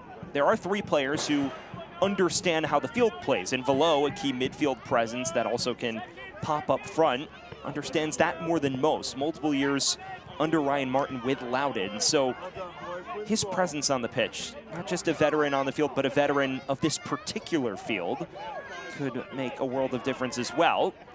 As this is won back briefly by Prentice, who is not quite on the same wavelength as Danny Treholt.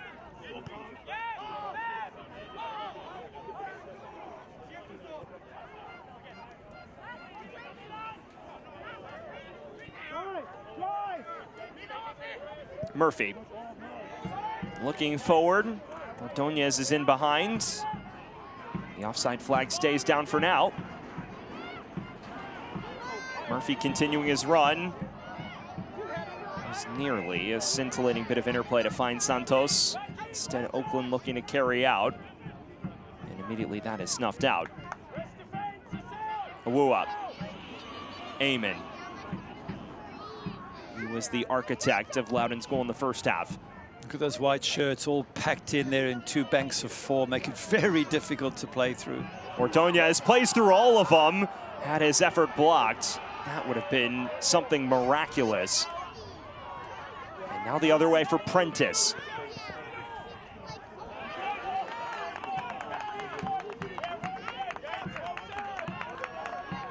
He does really well here, but there's just so many bodies. You can beat one, then he battles away, cuts inside, finds a gap here, then the next one blocks the shot.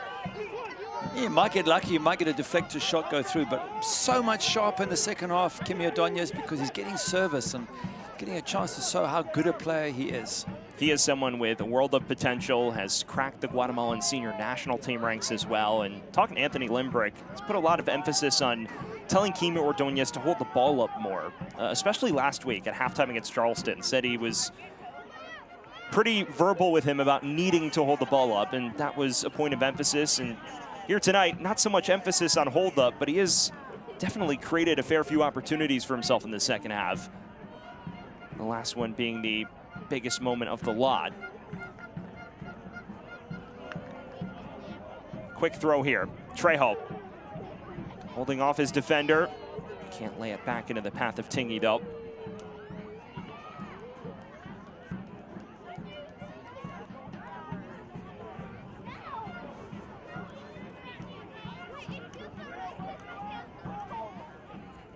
Well, fans, soccer season is here, and SeatGeek is the official ticketing partner of the USL. Get all your USL tickets and more from the #1 ticketing site, SeatGeek, your ticket to great seats.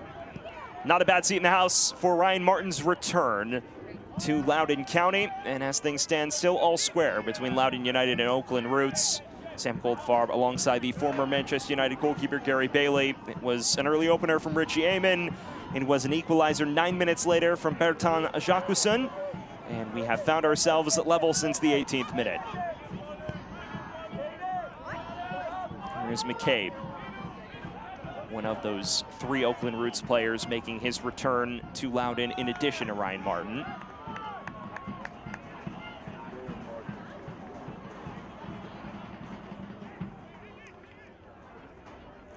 Super. Looking to switch the play, and does so to Nyongabire.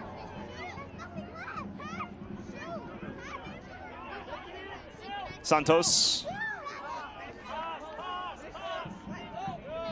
Adnan. It feels like Santos's impact has come in fits and starts, but when he's announced himself, he's been particularly effective. He's got a great touch when the ball comes to him. Look at that, just kills that head up, plays it in. Quality player. Appeals for a free kick there, waved away. It was his little Rabona turn that created the action that led to the opening goal. Still 38 years of age and playing the professional game. It is remarkable.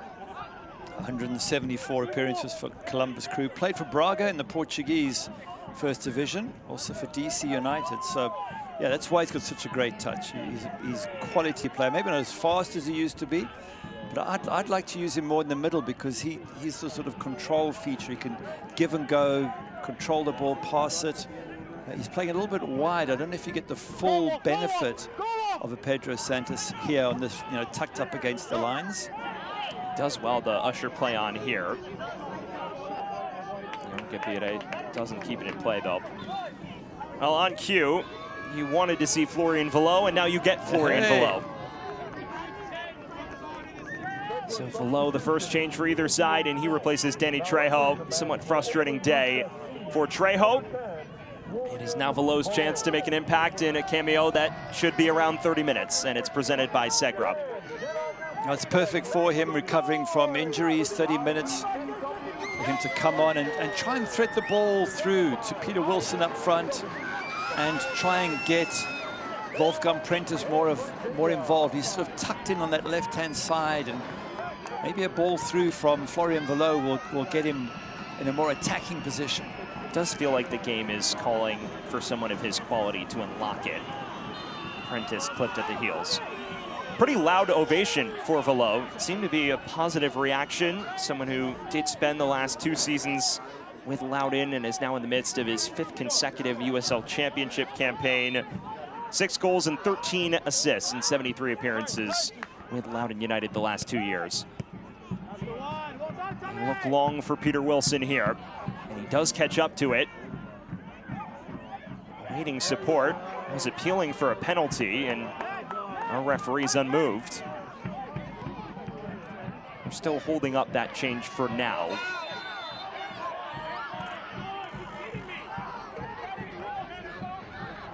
Peter Wilson started a little bit of an angry spell here for both sides, but he felt he was being held, and maybe he was, but it's very difficult for the referee to see it. You can't give what you don't see.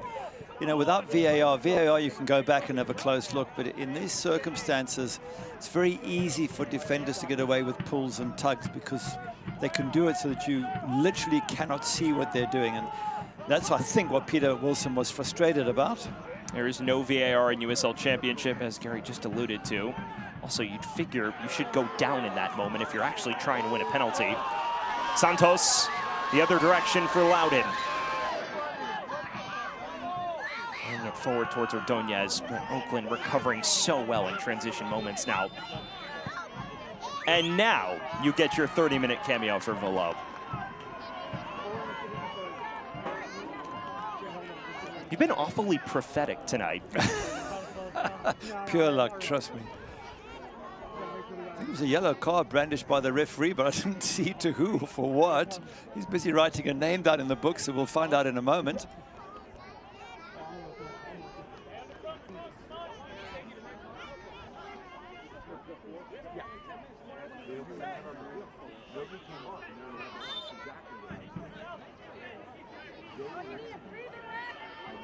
It was given to Tommy McCabe. So that yellow card is presented by Continental Cards, and it's actually the first yellow shown to an Oakland player tonight. Former Loudoun man marks his return home with a booking. Here's a quick turn. Looked through for Santos and nearly picked him out.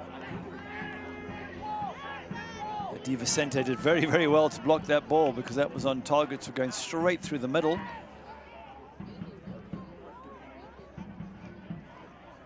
The captain may have to watch himself from here on out. It's one of those seemingly unforced yellow cards that was unnecessary.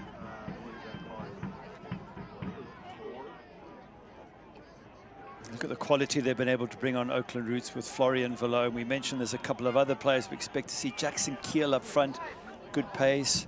Elmas Nawi, there's a quality player, and Faisal Batash.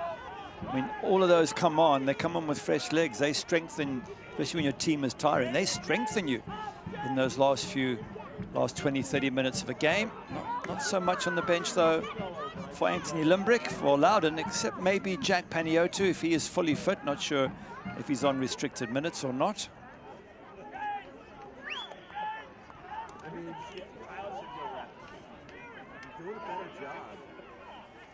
Well, fans can't watch the match? Turn on Sirius XM FC 157, North America's only 24/7 source for engaging soccer talk, including USL All Access on Tuesday nights, plus your live matches from the USL, MLS, Premier League, and more, all on Sirius XM FC 157 and the new Sirius XM app. You get to hear Mike Watson, Devon Kerr do their weekly wrap on the USL, which is always great. And we've had many good interviews. I think Ryan Martin was on recently talking about his move to Oakland roots. I wonder what their thoughts are on these 60 minutes so far. It all depends what happens in the next 30. If your team goes on to win, then it's been a great day. If they don't, then it's been a tough day. It's so results driven. I mean, coaches will look at the performance as well, but you need winning goals, and Loudoun, especially with no wins in the league as yet, they need something. Ordonez on the turn, goes for goal. It's a quality save by Spiegel at his near post. That's Ordonez again. He's so quick in that box. I don't expect him to score from that angle, but he certainly forces Spiegel to have to make a decent save. Now a corner for Loudoun. They've shown far more signs of life since the restart. They've tested Spiegel more than Oakland has tested Beaudry in the second half. Taken short, Eamon. Squaring up with his defender. Murphy down in the area, and the referee immediately points to the spot. No hesitation, and a golden opportunity for Loudoun to take the lead. And there's not too much complaint either from Oakland. As this challenge comes in from Babosi, there's no question that it's a penalty. He's annoyed with himself. His teammates just walk away and don't even go to the ref to complain or to try and persuade the ref otherwise. An unnecessary tackle to take when the player's going away from goal. Just let him go. There's no need to put your foot in. And now they're likely to pay the price by conceding a second goal. Sets up Pedro Santos, who leveled the scoreline in last week's Prinks Cup opener. Now he has a chance to power Loudoun in front from 12 yards as they still hunt that elusive first league victory of the season. It is Santos against Spiegel. Huge inflection point in this one.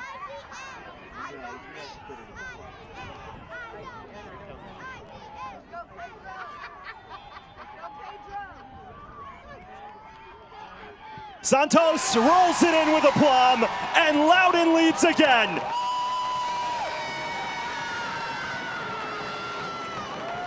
That's a good penalty. He slowed down his run up. He waited to see if Spiegel was moving, puts it on the opposite side. And when you put it on the opposite side, you don't have to hit it hard. You don't have to hit it in the corner. The keeper's gone the other way. You can just roll it in. That's almost what Pedro Santos did there. And that's the quality of having a top-class player. Maybe moving on in years, but here's this moment again. The ball spins, and then there's this tackle on James Murphy that is just not necessary at all.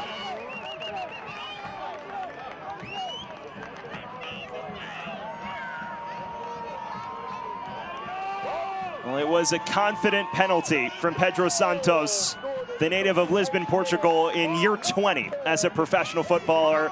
And you saw all 20 years of professional experience on display with that expertly taken spot kick. Loudoun 2, Oakland 1, Santos scoring in back-to-back weeks. Well, that's changed the game completely. Now Oakland have to start chasing. They have to do something, get on that front foot again. And Loudoun in a great position, but they were leading against Lou City 3-2 and let that one slip in the end. So there's still a lot of work for them to do before they can wrap this one up. They're chasing after it now. Ordonez just lost control of it, and he was offside anyways. To your point, yes, they did lead until the 73rd minute when Evan Davila got the equalizer. You're a big fan of him lately, aren't you? He's done really well. He's surprised me. His brother's the one who gets all the mentions. Taylor Davila is the player, the USL Player of the Year, but Evan came from nowhere in the last couple of games. Has looked very useful. It was a 3-3 draw on this very ground on April 10th. It was one of the many moments where Anthony Limbrick felt his side could have pushed on and won the match. Now they have another moment where perhaps they can get off the schneid and get 3 points. It is an overzealous challenge from Peter Wilson. I just wonder now if Ryan Martin will make some more changes very soon, just to liven things up, bring some fresh bodies onto the pitch. Again, he's got so much talent. Jackson Kill, Ali Esmalnawi, Faisal Batash. Those are 3 players that if you brought all 3 on, I think you'd really liven this match up. Inching towards the final 20 minutes. We'll see how Loudoun handles this. Oakland looking the other direction. Shakason giving chase. When talking to Anthony Limbrick this week, he spoke about how they needed to be better at winning the matches in both penalty boxes. Here tonight, they've certainly been great in the attacking penalty box. They finished the one chance early on, won a penalty moments ago. Defensively, they've been better at cleaning up issues in their penalty box, but we'll see as this wears on if they can continue to do that and finally win a match in both penalty areas, which sounds like coach speak, but Anthony Limbrick says it is the absolute truth in what has prevented us from winning matches in reality. Sometimes you've got to throw in individual errors there, and certainly when Babosi Biarunga tackles a player who's running away, James Murphy, who's running away out of the box, you're like, why are you doing that? He's going away from danger. If he's coming towards you, that's a little difficult. Then maybe you have to lunge him. But if he's going away, let him go away. Just stay nice and close and wait till he turns. Instead, you put out a foot and give away a penalty. Below, plays it forward. Prentice just wide. With the player in his form, you'd expect him to take that. That's why I say, for me, you need to get him further forward. And Velo is the man brought on to maybe do that, because he is such a quality player, this man. Joined 6th in the Golden Boot with 4 goals, and he's had 7 goal contributions in the last 4 games. And that is tied for the most, of all the games, that's tied for the most in the USL. 4 goals, 3 assists this season. And 7 goal contributions, tied for the most in the USL. So if you've got a player doing that, get him up front, push him higher up the pitch when you can, and that's where he is now. I think he's pushing higher up on that left-hand side, which is where you want Prentice to be. His rise has been meteoric. Someone who began his career in Nisa, struggled to establish himself in Oakland for multiple years, 3 separate loan spells, but the last 2 seasons has become a mainstay in the squad. As we can let you know now that eFootball is here. Live your dream, rep your team, and play as your favorite USL Championship club. eFootball is free to play. Download now. Final 20 minutes of this one as Prentice wins that back. And Edwards carrying it forward. Tingy, Biarunga. He gave away the penalty that led to Santos's would-be winner. Biarunga over the top. Tingy was offside regardless.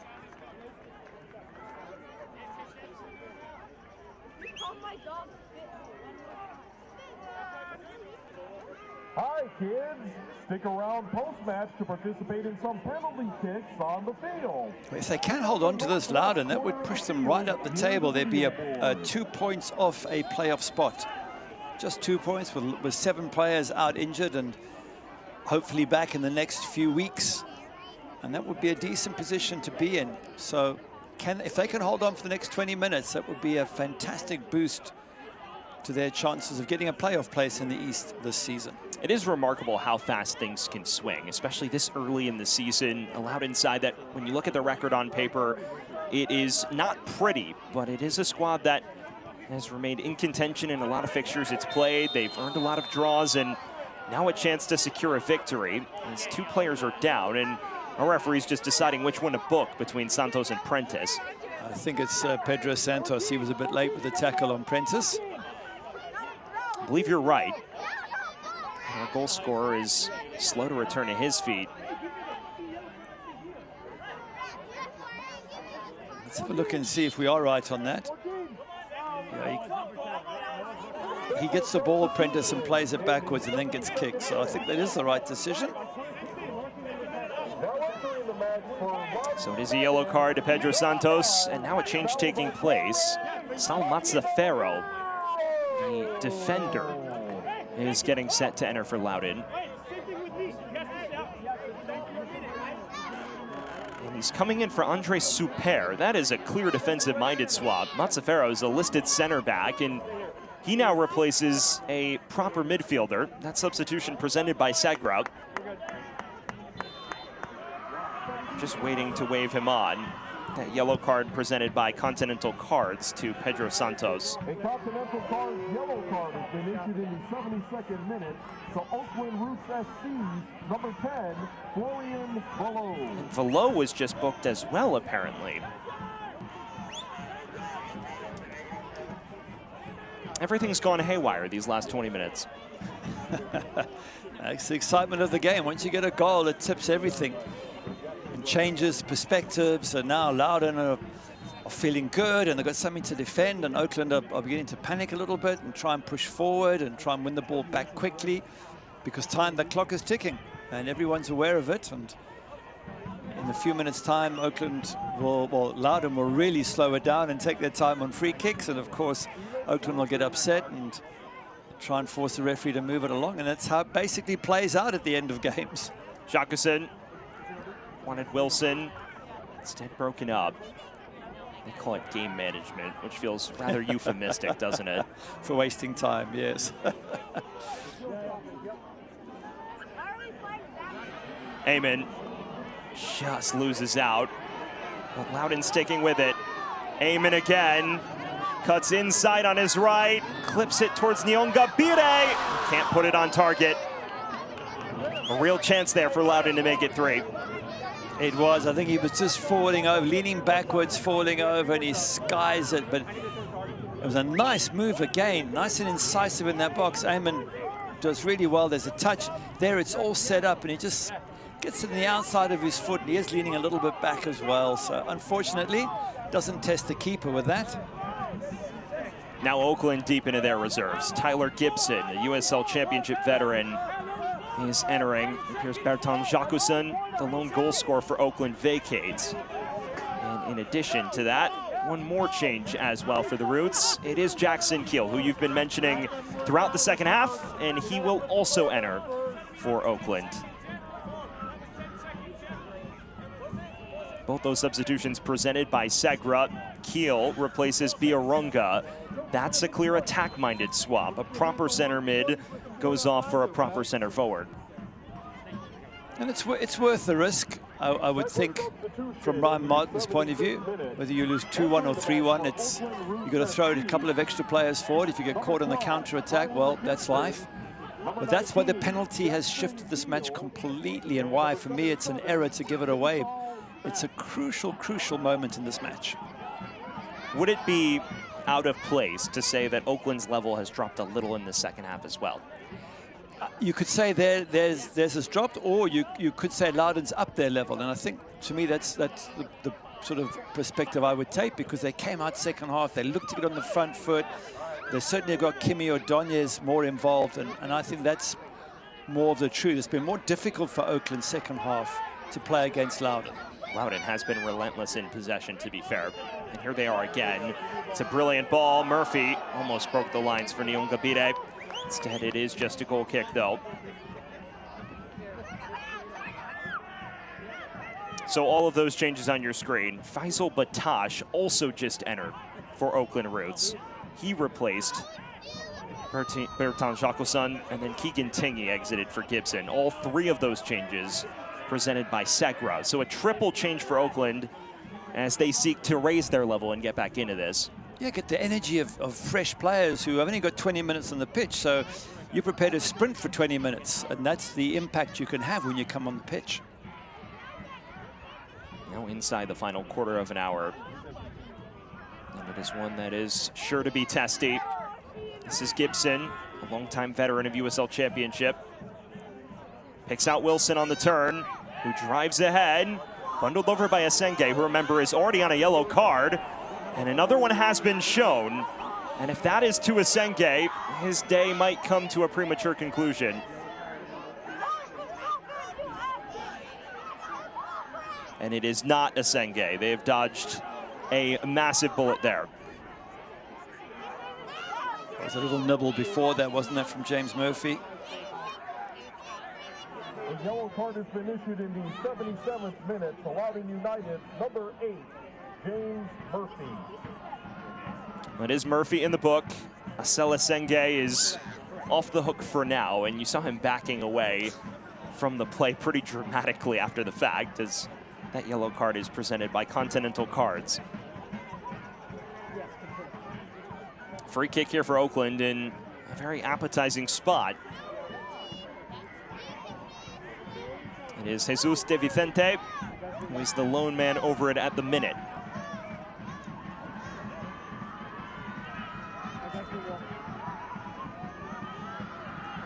De Vicente can't put it on target.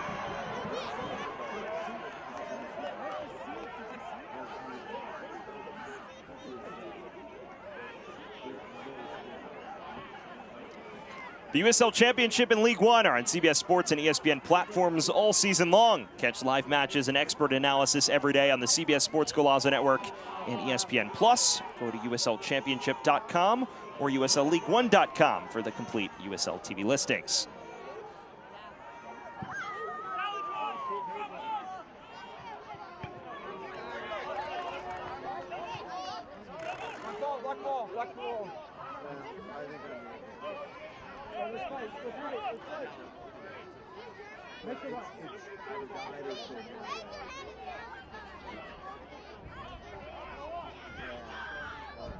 Still all to play for. Loudoun at the moment is on track to secure its first league victory of the Anthony Limbrick era. The only victory to date came in the first round of the US Open Cup. Have not beaten a fully professional side yet. Wouldn't it be coincidental if that first win is against their former coach, Ryan Martin, and their former players, the likes of Tommy McCabe, Keegan Tingy, Florian Velo, all having played today? I think that would be extra enjoyable. You see the Oakland bench trying to scheme up a way to get back in this one. Ryan Martin, as you mentioned, returning to his former club, 7 years at the helm of Loudoun United, guided them from a youth development club that was previously at the mercy of DC United's squad request to a fully independent side that qualified for its first ever postseason berth last year. Made the leap to Oakland roots in the offseason. This would be a major bragging rights victory, though, for his former club if they can pull it off. Oh, absolutely, it will be. We were actually asking him what is his favorite memory from Segra Field, and he said when they took on Columbus Crew in the Open Cup, and I presume beat them, otherwise it wouldn't be his favorite memory. I've got a funny feeling that if they lose today, this will not be his favorite memory. Mind you, if they score twice in the last few minutes and Oakland go away 3-2, then it might jump up there alongside the Columbus Crew result. But right now, not a happy return as yet for Ryan Martin. You mentioned a number of come-from-behind victories that also were fond memories for him over the last 2 years especially. And he spoke about how it was a valuable learning experience for him. He went from someone who was charged with developing youth talent and thrown into the fold midway through Loudoun's inaugural season in 2019 to someone who had independence over the type of players he wanted to bring in and build the club effectively from the ground up. And spoke about how valuable that was in his time as a manager.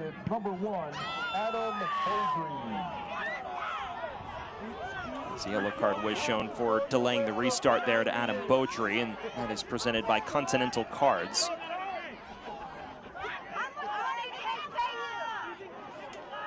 As we said, all the game management, you call it, which is basically wasting time in another word. And you have to do it. If you're the team up, you've got to try every trick in the book to work the clock down. If you're the team behind, you've got to try every trick in the book to move it along. It's just the nature of these games, which is why, again, you come back to the penalty at 1-1. That makes it shifts all the energy and emphasis to Loudoun. It makes it difficult for Oakland Roots. Bataj, first time ball in.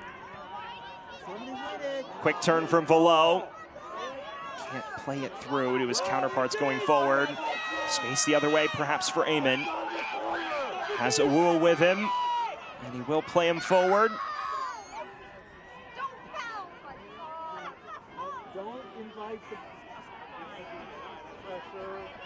Oakland's transition defense has been solid once again.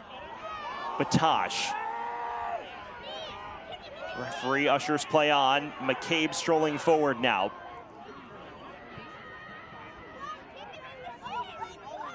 Keel, his first proper touch as a substitute. Looking to dance by his defender and runs out of space on the far flank.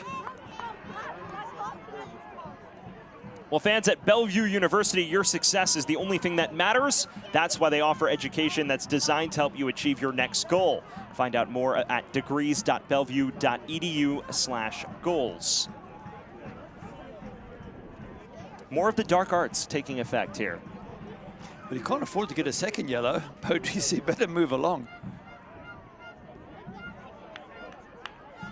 He timed that well enough.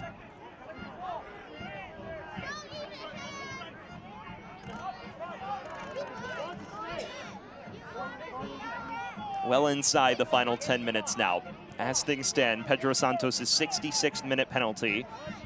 Enough to make the difference between the two sides. It's been a spirited effort by Loudoun, especially since intermission, and now just hoping to see it out for their first league victory of the 2026 campaign.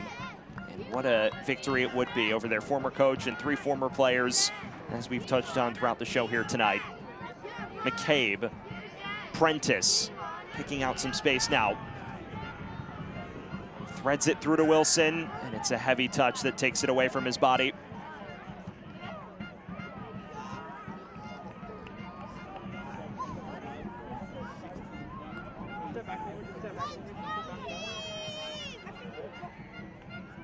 Bataj again.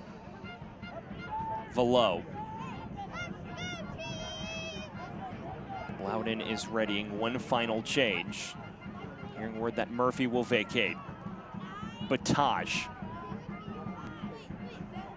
Velo plays it forward. Gibson keeps it in.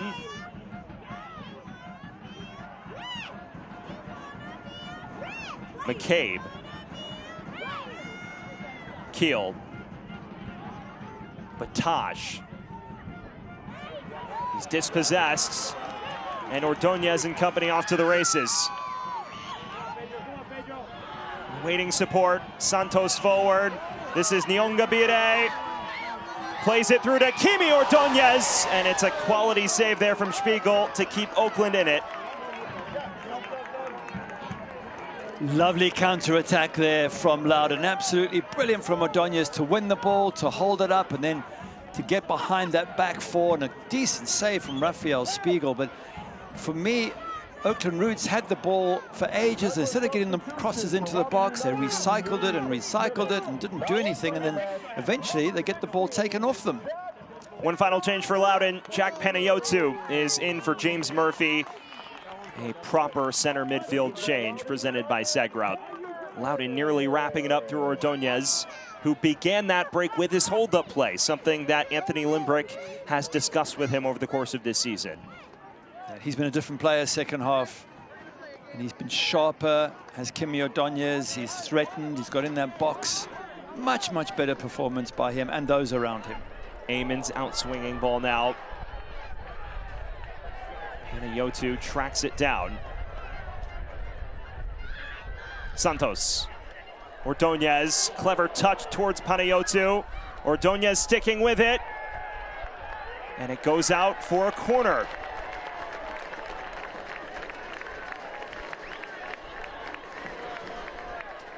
This is a Loudoun United corner kick. Okay, no rush there for Richard Eamon. He'll take his time. Try not to upset the referee in the process, but just squeeze a few little seconds off the clock. Eamon will take the corner.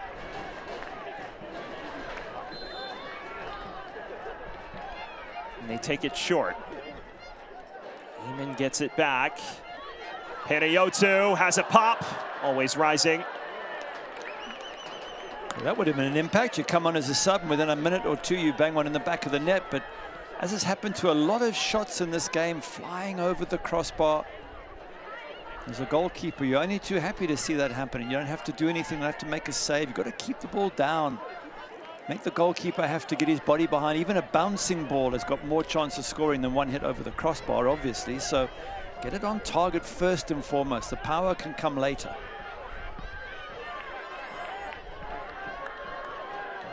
One more change being prepared by Loudoun as well. So they're not done in terms of the chess match, as Ordóñez is penalized for that challenge. It will be Marcos Diaz, who is getting set to enter now for Loudoun. Someone who did enjoy a breakout performance in the first round of the Open Cup with a direct hit and both goals scored in that fixture. And he replaces Loudoun's initial goal scorer, Eamon. That change presented by Segra. Eamon made an impact, scored the opener, and played a key role in the build-up that led to the awarding of the penalty. And he exits to a deserved applause.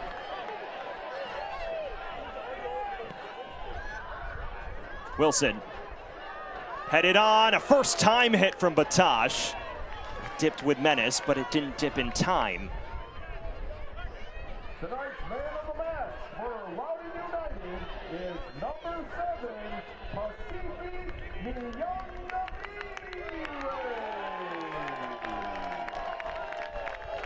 Well, you can feel the urgency on the touchline now. They are tantalizingly close to that first victory in league play under Anthony Limbrick, and he senses it. Yeah, it's huge for him to get a win, to see them move up the table within 2 points of a playoff spot, and to beat the former coach and 3 of their former players. It's a huge day for Loudoun. How about this from Ordóñez? He's down in the penalty area. This time the referee unmoved. Nyongabire lays it off to Akinyode. Just wide. Ordóñez still down. Well, you mentioned he's flipped a switch in the second half, Ordóñez. He's not happy. He thinks he should be given a penalty. Referee says, I didn't see it that way. No VAR to involve themselves, so good skills, absolutely brilliant. I mean, he's beaten 3 players there. But to be fair to him, he has shielded the ball, and defender has got him before getting the ball. So if there was VAR, I think there's every chance that would have been given as a penalty. Nearly scored from it anyways. Diaz, outswinger now, just headed wide. We'll put a pin in that moment if Oakland finds an equalizer, because I'm sure they'll feel they should have had another penalty. Ryan Martin at the moment, hoping his side can produce that moment and leave the match shrouded in a bit of controversy. De Vicente, Prentice, footsteps behind it. 5 minutes now of stoppage time. And it is presented by Novak.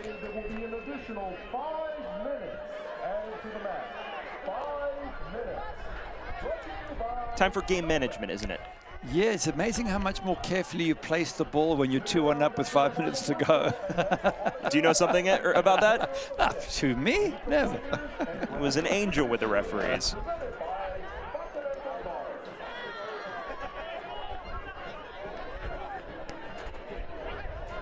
Akinyode. Panayotou after it. He may have been offside, but it doesn't matter. We have to be fair to Oakland and say it's not easy to travel across the country, time difference, distance, come and play on a turf pitch as opposed to a grass pitch. And the only difference is a penalty that really was unnecessarily given away. So there's not a huge difference between the 2 teams effectively, but unless they do something magical, they're not going away with any points. Ordóñez just beyond Panayotou's reach. To be fair to Loudoun, they've looked the more likely since taking the lead. Yeah, there was a, I don't think of the right word, but first half Oakland Roots looked like they were in control. There was a confidence, there was an aura and a presence about them. Second half, they've been hassled off the ball by Loudoun, and they haven't got that same smoothness they had first half. They certainly have lost a little bit of their mojo in the second half, have the Roots. Ryan Martin did mention that there have been moments in every match, a 15-minute window, where he feels like his side loses control, as this is an in-swinging ball, and it's headed home. Well, they've regained control now. They're back level, and it's Peter Wilson back on the score sheet. Well, it's a good cross. It's a fantastic header, and credit to this team who haven't done as well second half as first half, but they've still found a way to get in and get what looks like it's going to be an equalizer. And that brings us to that penalty appeal 5 minutes ago that was turned down. Maybe we'll revisit that, but good header, Peter Wilson. He struggled this match, hasn't really got on the end of much, but that's all you need to do. One moment, and suddenly from doom and gloom for the Roots and joy for Loudoun, it's all back to level. Had a hat trick in the last league match against Las Vegas Lights, and out of nothing produces the equalizer at the death here. Last season's Golden Boot winner is up and humming now.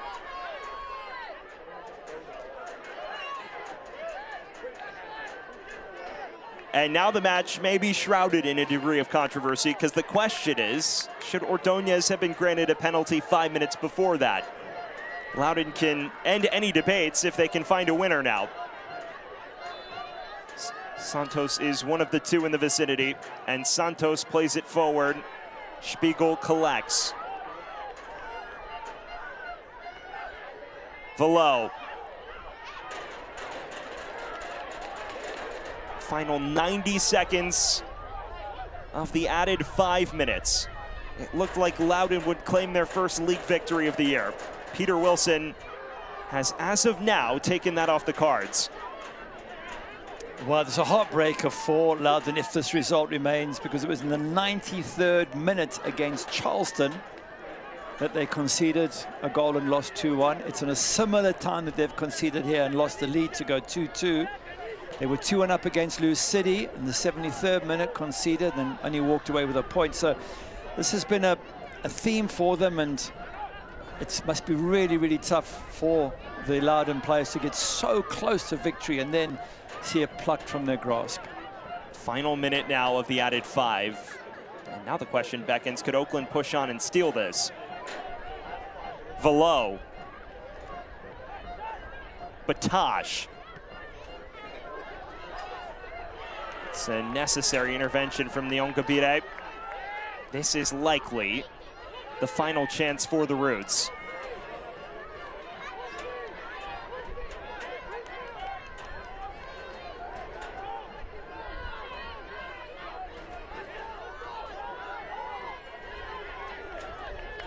One final long throw on the cards now. Hackshaw arcs it in, headed away, out for a corner. Is there time to take it? Well, here's this penalty possibility. Ordóñez, is he brought down? I think there's contact there, to be honest, from Jesus de Vicente. Certainly Loudoun will claim they should have had a penalty, but again, the referee's got to make such a quick decision. We get the chance to see it in a replay. But if it was at a different angle, the referee, he might very well have given that, but he didn't, and that's all there is to it. De Vicente without swing. It's over the head of Hackshaw. Comes all the way through to McCabe. Plays it back in now. And there is the full-time whistle. Oakland Roots have battled from behind twice and stolen a point at the death. Peter Wilson on 90+1, denying Loudoun United its first league victory of the season. Loudoun forced to settle for yet another draw at home. Well, it's an honourable draw. I thought Loudoun United did really well under the circumstances. They struggled first half, they came back second half. Ordóñez was really good. And for Oakland Roots, they lost a little bit of momentum second half, but they fought back, got an equalizer with a great headed goal there from Peter Wilson. I think both teams can take a lot of positives away from a superbly exciting and attacking football match. Gives us a chance to check in with our CISO now man of the match, and that is Richie Amon. He scored the opener, was a key presence going forward for Loudoun all day. He took his goal well, good cross from Nyongabere, and did some other good work around the fringes of the box, did Richard Amon. It was a strong performance for him. He opened the scoring on 9 minutes, but unfortunately for him and Loudoun, it doesn't come amid the backdrop of 3 points. At full time, it finishes Loudoun 2, Oakland 2 on Ryan Martin's return to Segra Field. When we return, we look back at all of the standout moments from a thrilling 90 minutes here in Northern Virginia. Stick with us. Business success requires more than just technology. It demands a strategic connectivity game plan, relentless agility, and a human touch. We offer business-only, carrier-grade connectivity, cybersecurity, voice and cloud tailored to meet the diverse needs of our clients. Segra is one of the largest nationwide independent commercial fiber companies in the U.S., with a fiber network infrastructure spanning 28 states. We are Segra. Connectivity, support, solutions. You have the power to save. Take charge of your energy bill with these tips from Novec. Adjust your ceiling fans to rotate counterclockwise for warmer weather. Novec also recommends installing a programmable thermostat to avoid cooling your home when you're away. Set your water heater to 120 degrees. Novec is helping members save energy, which means saving money. Harness your savings power. Find more tips and tools at novec.com/save.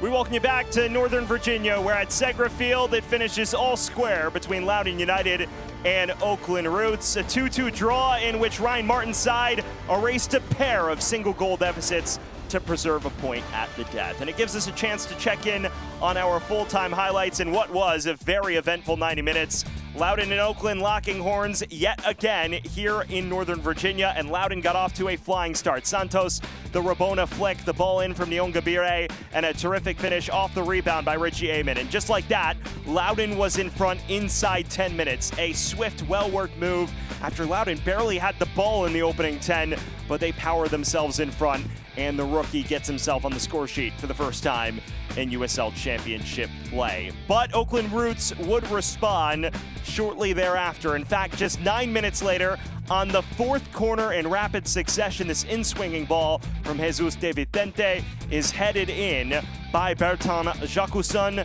On 18 minutes, it is just a flick on at the near post that went right beyond Adam Beaudry, and just like that, Oakland was level. They dominated the bulk of the remainder of the half, but then on 64 minutes, Loudoun flipping a switch and winning a penalty. James Murphy brought down in the area after the short corner routine by Biarunga.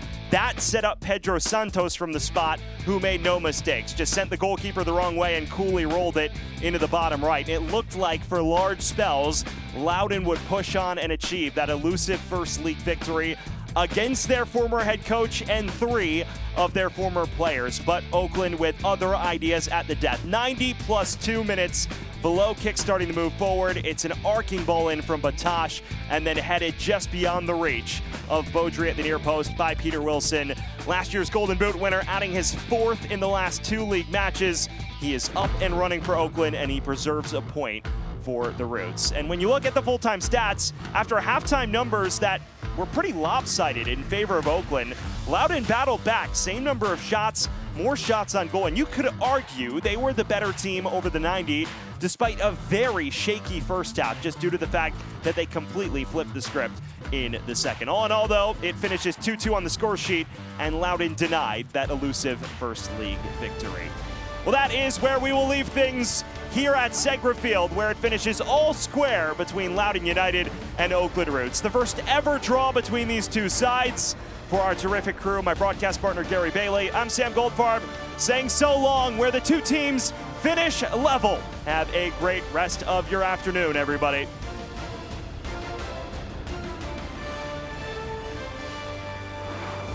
This copyrighted telecast of the United Soccer League cannot be retransmitted, rebroadcast, or reproduced without the express written consent of the United Soccer League.